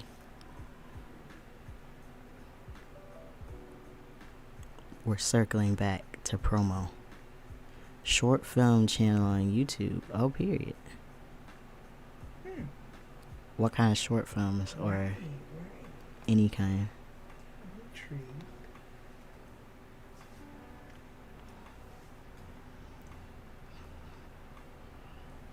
These headphones are great, Frank.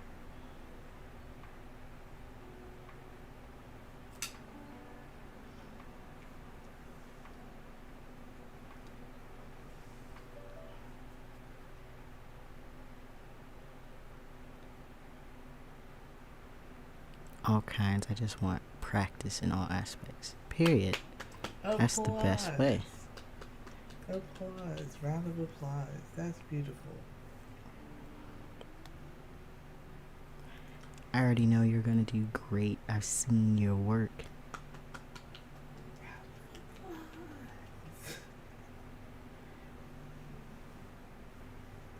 Very talented. I still got a video of your game show on my phone. Or no, on my Facebook memory.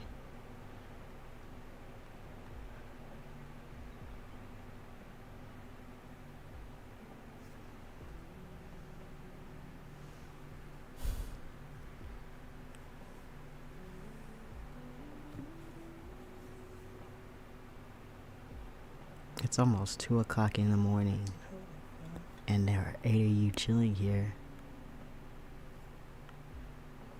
We all have nothing to be doing right now. Or we do, and we're stalling. Which is it?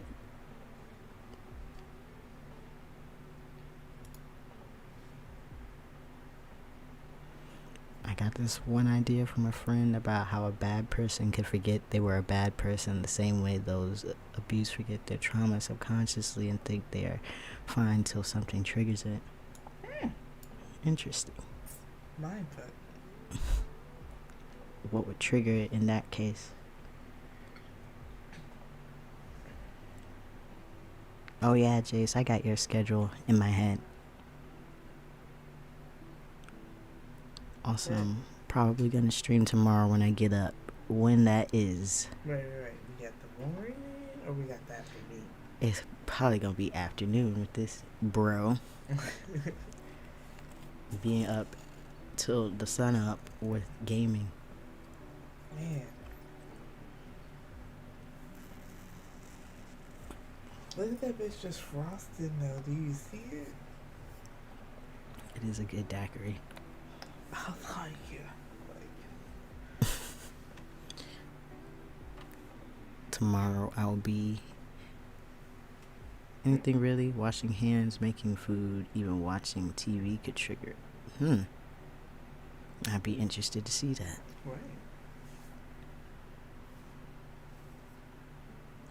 Way more interested than the people were to see me stream Cyberpunk. The way nobody came to them streams.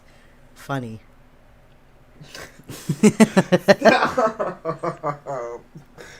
Who's your fucking face for me? Nobody. I was like, alright. Hey, I'm friend. the only one. I was here. We're here. Strong. And I'll stream a little till like 3 at the latest because of work.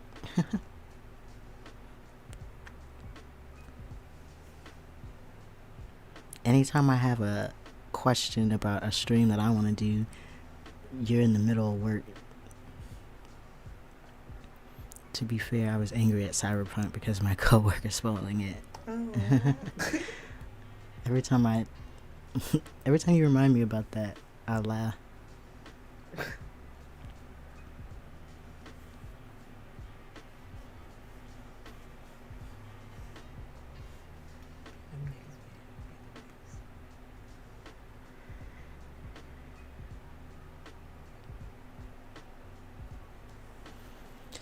All right.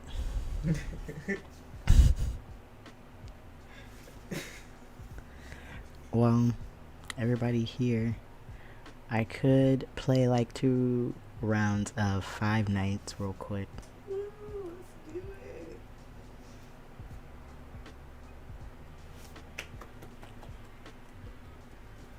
it. You got this, friend. You were gonna do spectacular.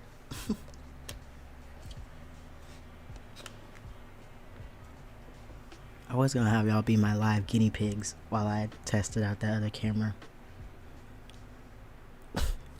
Of course, Jace. Oh, I saw this panel from the newest My Hero chapter, and yo, it's gonna be crazy.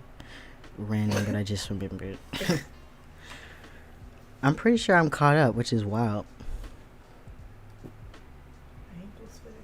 No, I think I'm actually caught up. Every time I see a kid at work with a FNAF plush, I'm like, I froth. I'm still just shook. Y'all were really out here for fun doing that to yourselves. I don't understand.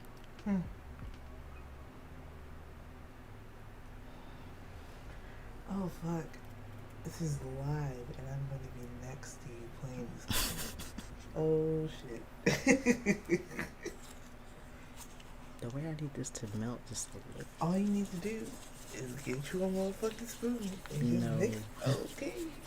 Just trying to help you out. You just It was gotta from the mix it, manga, though. Ah. and then you can slurp it. Cause look at mine. Ah, fuck. You see it? I'm waiting for more episodes of Dr. Stone.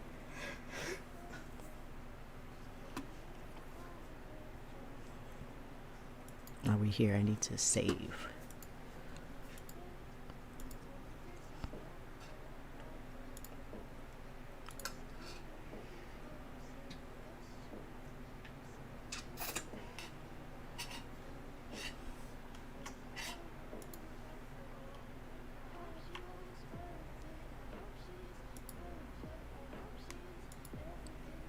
This goes off. Yes, I can't keep doing this one episode a week with Dr. Stone. Are you talking about the Marvel Hmm? The dude who's in the Stone Age Strange. I think the name is Strange. with the hair that looks like a leek. Like, what am I doing? Definitely will have to see. Oh, this game finna be loud. You think? I hope not. Shit. You would get it first, though. I would just take it off my ear.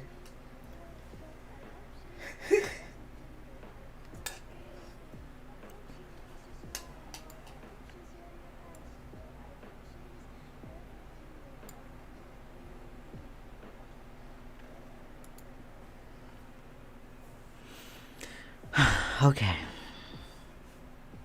I'm ready.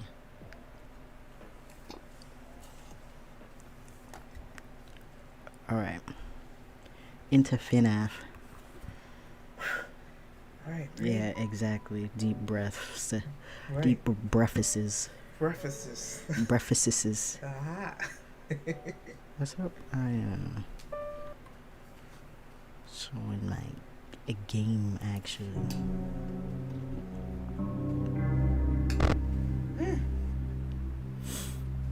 Woo. All right. I'm good.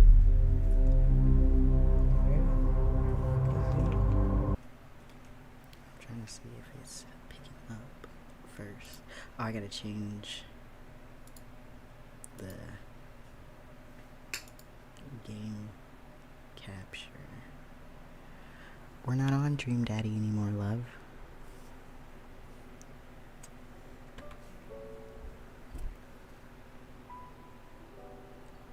Why are we acting like?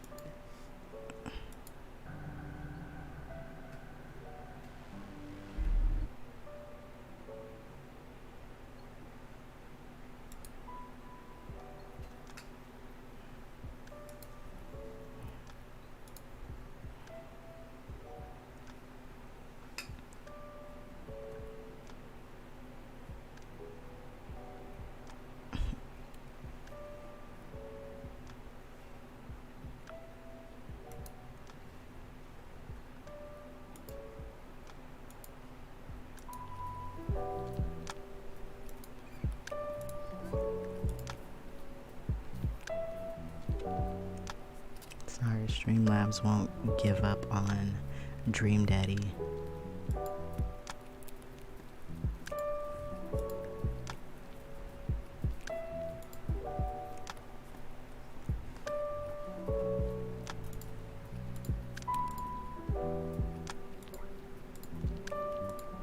Okay.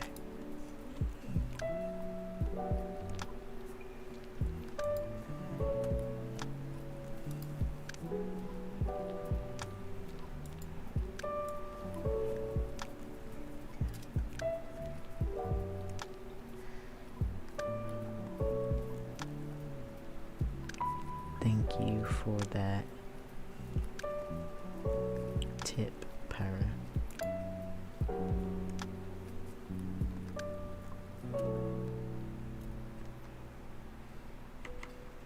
I will remember to do it after. Okay.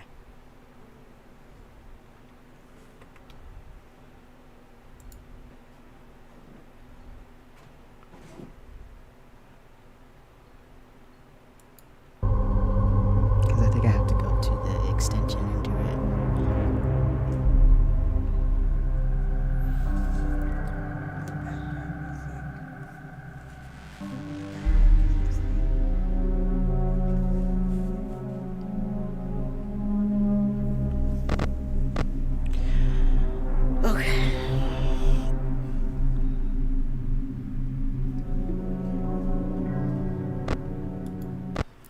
Night 2. I'm gonna pretend like I'm not scared.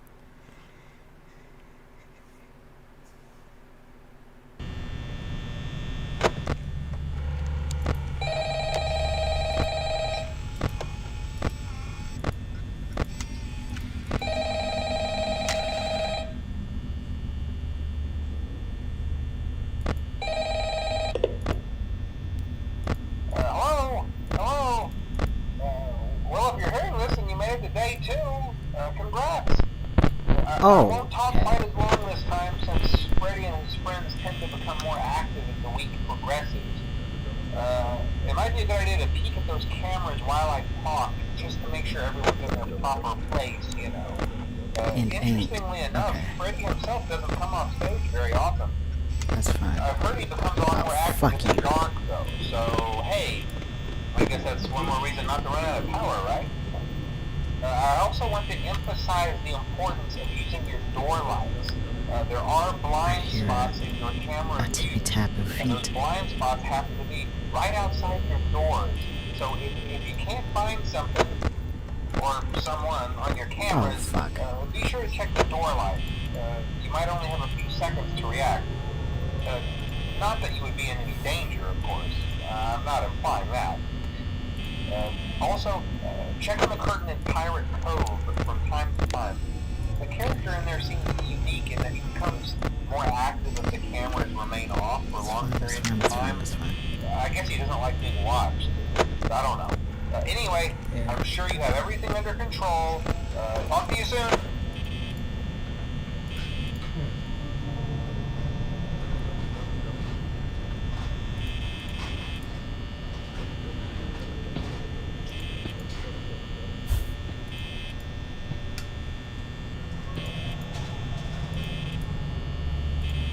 You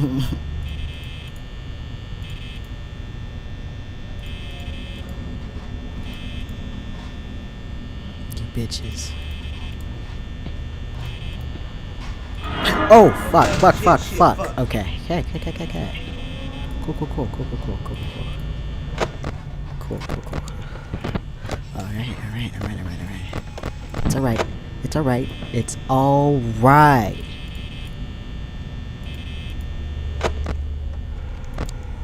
You stay in your damn place, sir.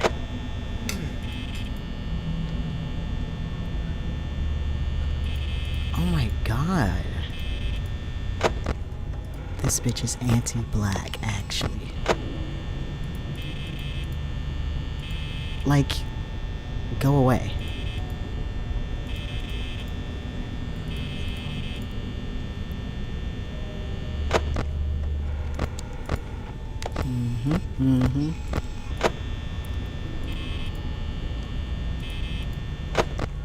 Like, it's rude at this point.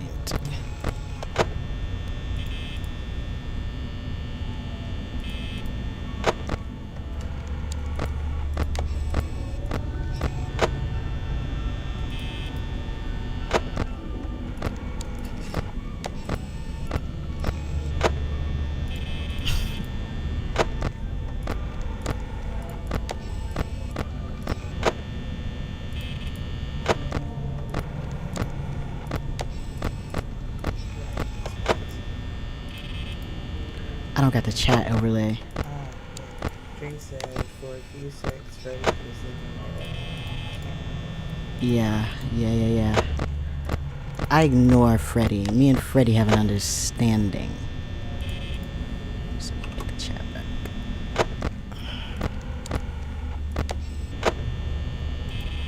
Damn.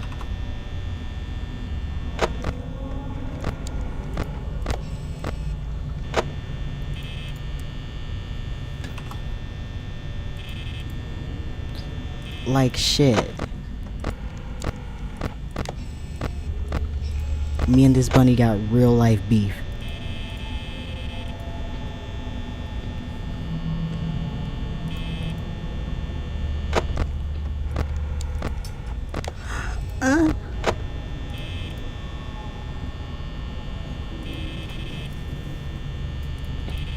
The bitch won't leave me alone. I'm cool. You're cool. If I'm cool, then you're cool. Then we're cool. The real question is, oh, thank God.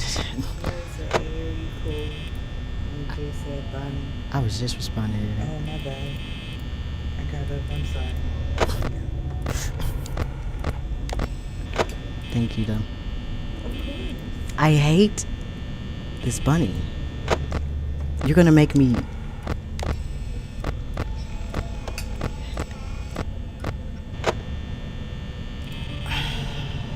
Mystery Amy. Okay.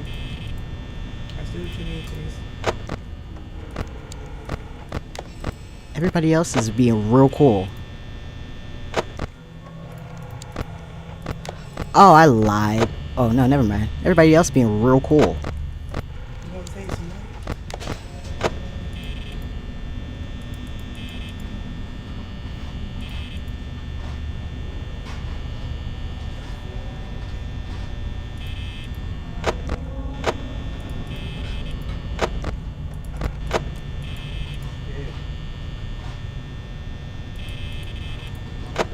Stop playing.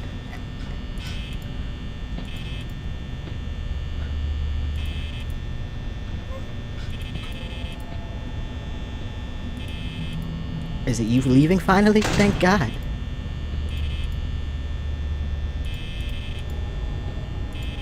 Oh, nigga. I got 8. Kind of concerned. Oh.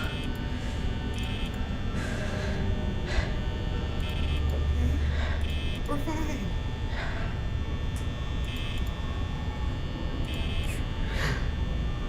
Can 5 o'clock roll the fuck around? Right, cause nigga, we have 4.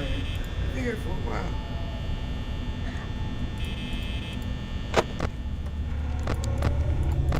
Okay, okay. Oh, this Oh, fuck. just loud. Oh, okay. That's okay. Oh, I'm out of power. Fuck. I might as well just take my hands off the shit. Right, right. What the fuck? It's 5 o'clock though. It's 5 o'clock though. I need to be 6. Oh shit. Our Father, who art in heaven, Hallowed hallowed be thy name. I can't go. Thy will be done. On earth.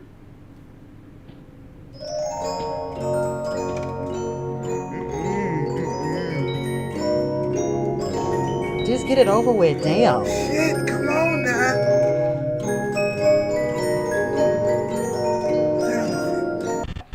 Ooh, shit now. Oh, goddamn! I gotta pee.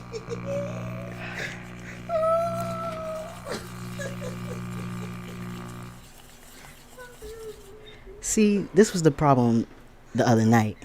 Bonnie, I don't know what that bitch's problem is, but we got beef.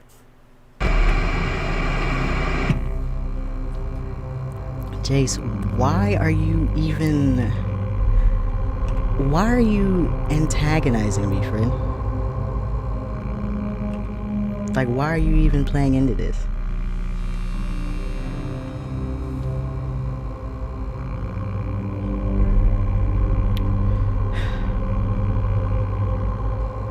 Good night, Pyro.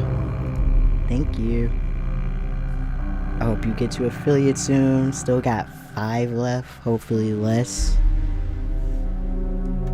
On that grind. Good night. Drink water. He's probably gone. Ooh, I'm shaking a little bit.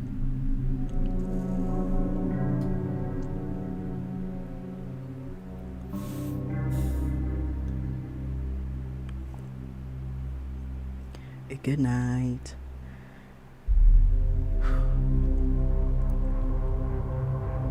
I was doing okay fear-wise for most of it.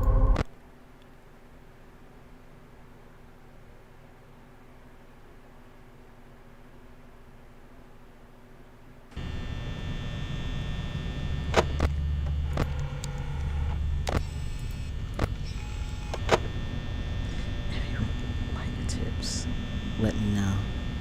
I would, but I'm not gonna ask for tips, you know? I want people to tip because they feel like this is a quality product. I'm, for some reason, putting myself under the rules of capitalism.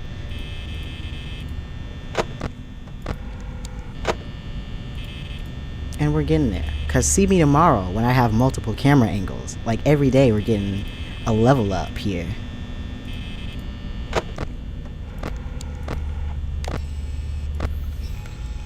See, everybody's being chill. Yo, ooh, I want 2 boots before bed. It should be more. But I am gonna check that. I'm in about the game. Oh! No, don't tip me in cash, Jace. Tips, though, yes. Because last night, Foxy was tearing my ass up. I don't know how to prepare for that. It just seems like he jumps out whenever he pleases. Good name for real, Pyro. And I'm just doing shit to do shit now. Take my hands off the mouse for a second, you know? Leave the power alone. We've made it to 1 a.m. with minimal effort.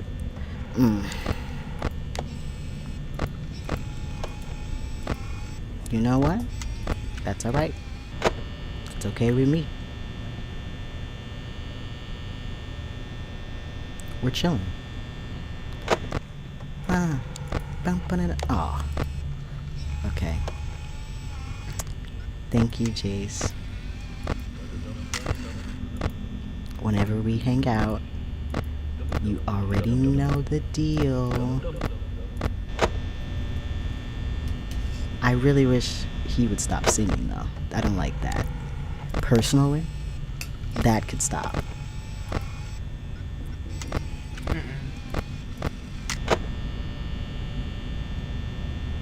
And it's still 1 a.m. Lovely. Love that.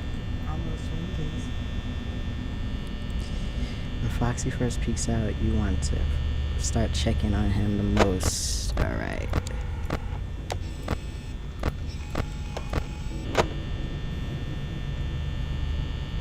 It's all the extra background noises for me. Don't like them at all.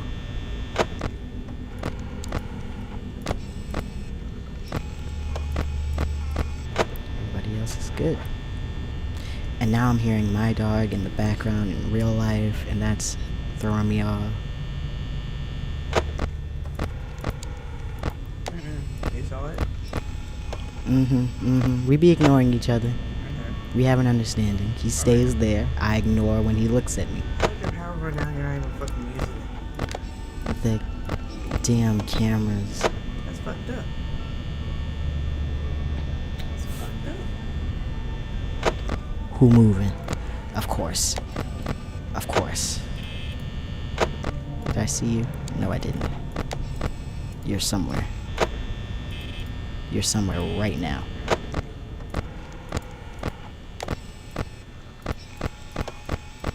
Oh, you're somewhere right now.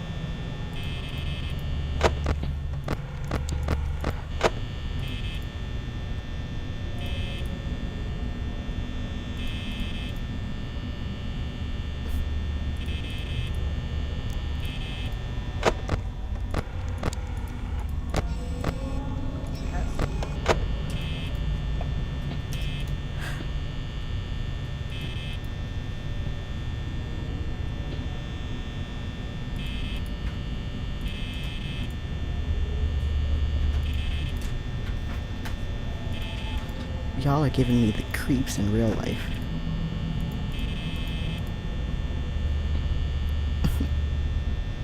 Please just pop out already at this point. Right. I hear your little... Playing with you.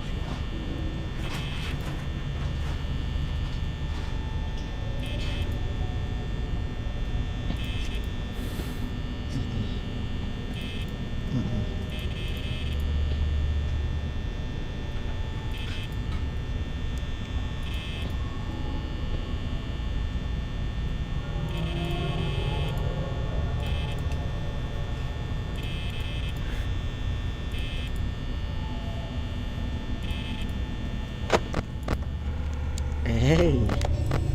Everybody's out to get me.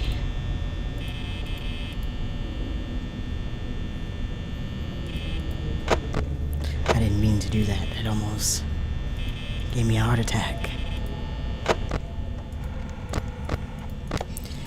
The way I know where no one is. I think I saw Bonnie. Okay, there you are, at the very least. Chica, we had issues the other night. Let's not repeat. Okay, that's fine. You do what you do. Oh, fuck you. Hey, bitches. It's me and my bitches. Out for a good time. They're good friends to me. Oh, fuck you. And they leave me alone. And we're good friends. We're good friends. We're the best of friends. Stay there. Don't do shit like that. You, on the other hand, go away. Thank you for the host, Pyro. Good night.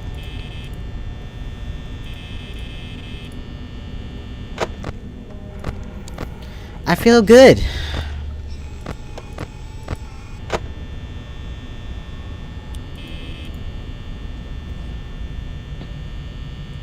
Yeah, go away.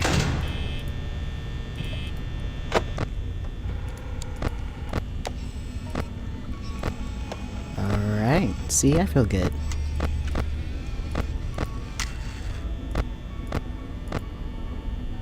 If they could just roll me to 5 already. I don't feel good about the noises I just heard.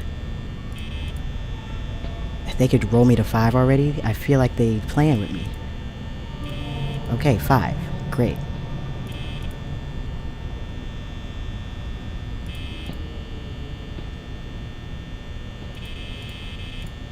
Something about a pirate, Jace? Pirate's Cove is where the Foxy is. Oh, Jesus Christ. Oh, you fucking asshole. I like the only thing I can remember. Okay. That's what I like to see. Oh.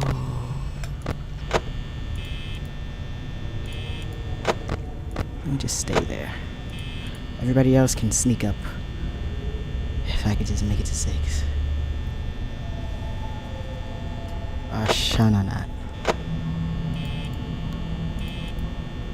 If I make it to night 3, I'm done. I'm gonna do a night a night. Y'all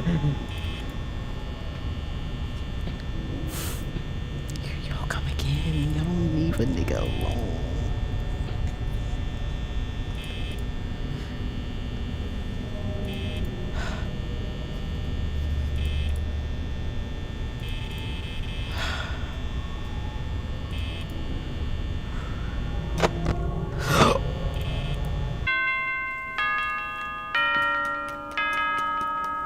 Yeah, no weapon formed against a real nigga shall prosper. Yeah. Uh-huh. I did the dang. I made it to night 3. I did. I didn't give up. Who said I would? I'm ready to quit the game. Yeah. Hey. That was wonderful. Didn't think I had it in me.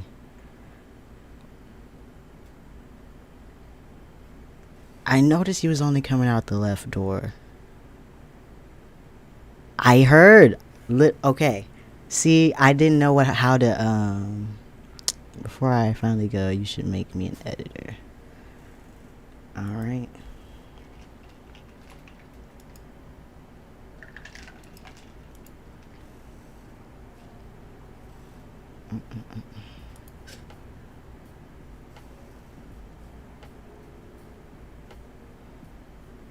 Thank you.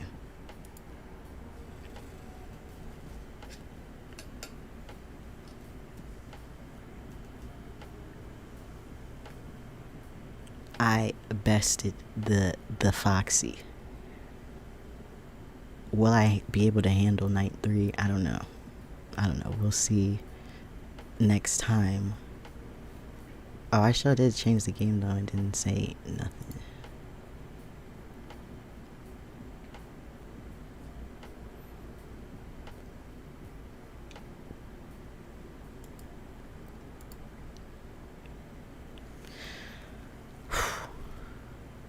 Man.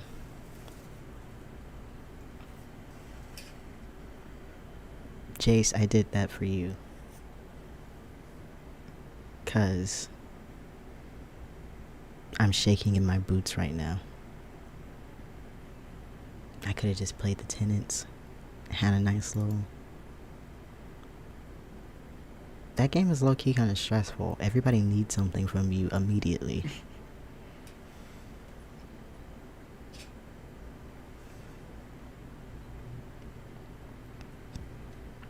I'm surprised 7 people are still here. Y'all going to bed anytime soon? 'Cause 9 people?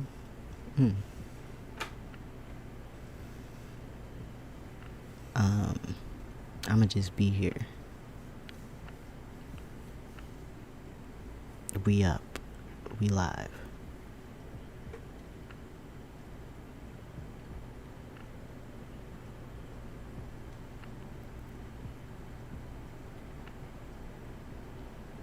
First game only has 4 animatronics, while some of the later ones have like 5+. And y'all were really in there. That's wild. That's wild. I wouldn't have been able to handle that. Like, I'm barely handling 4 right now. My heart is racing.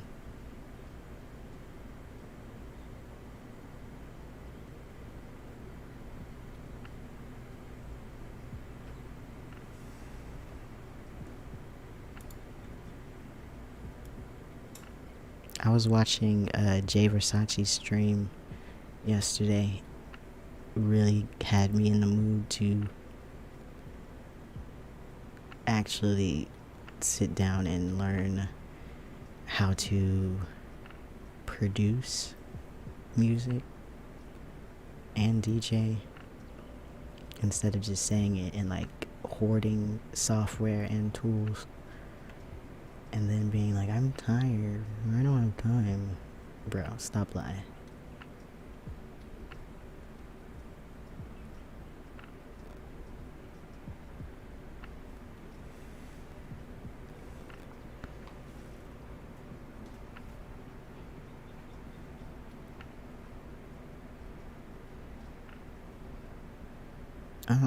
Alright, y'all. I don't know about y'all, but I'm about to go. I'm about to go listen to music or something. Y'all can find me on Twitter if y'all just want to hang out or something. I don't know. I have a Discord, but nobody's in it. Except for Jace. But I'm never in it, because, like, nobody else is in it.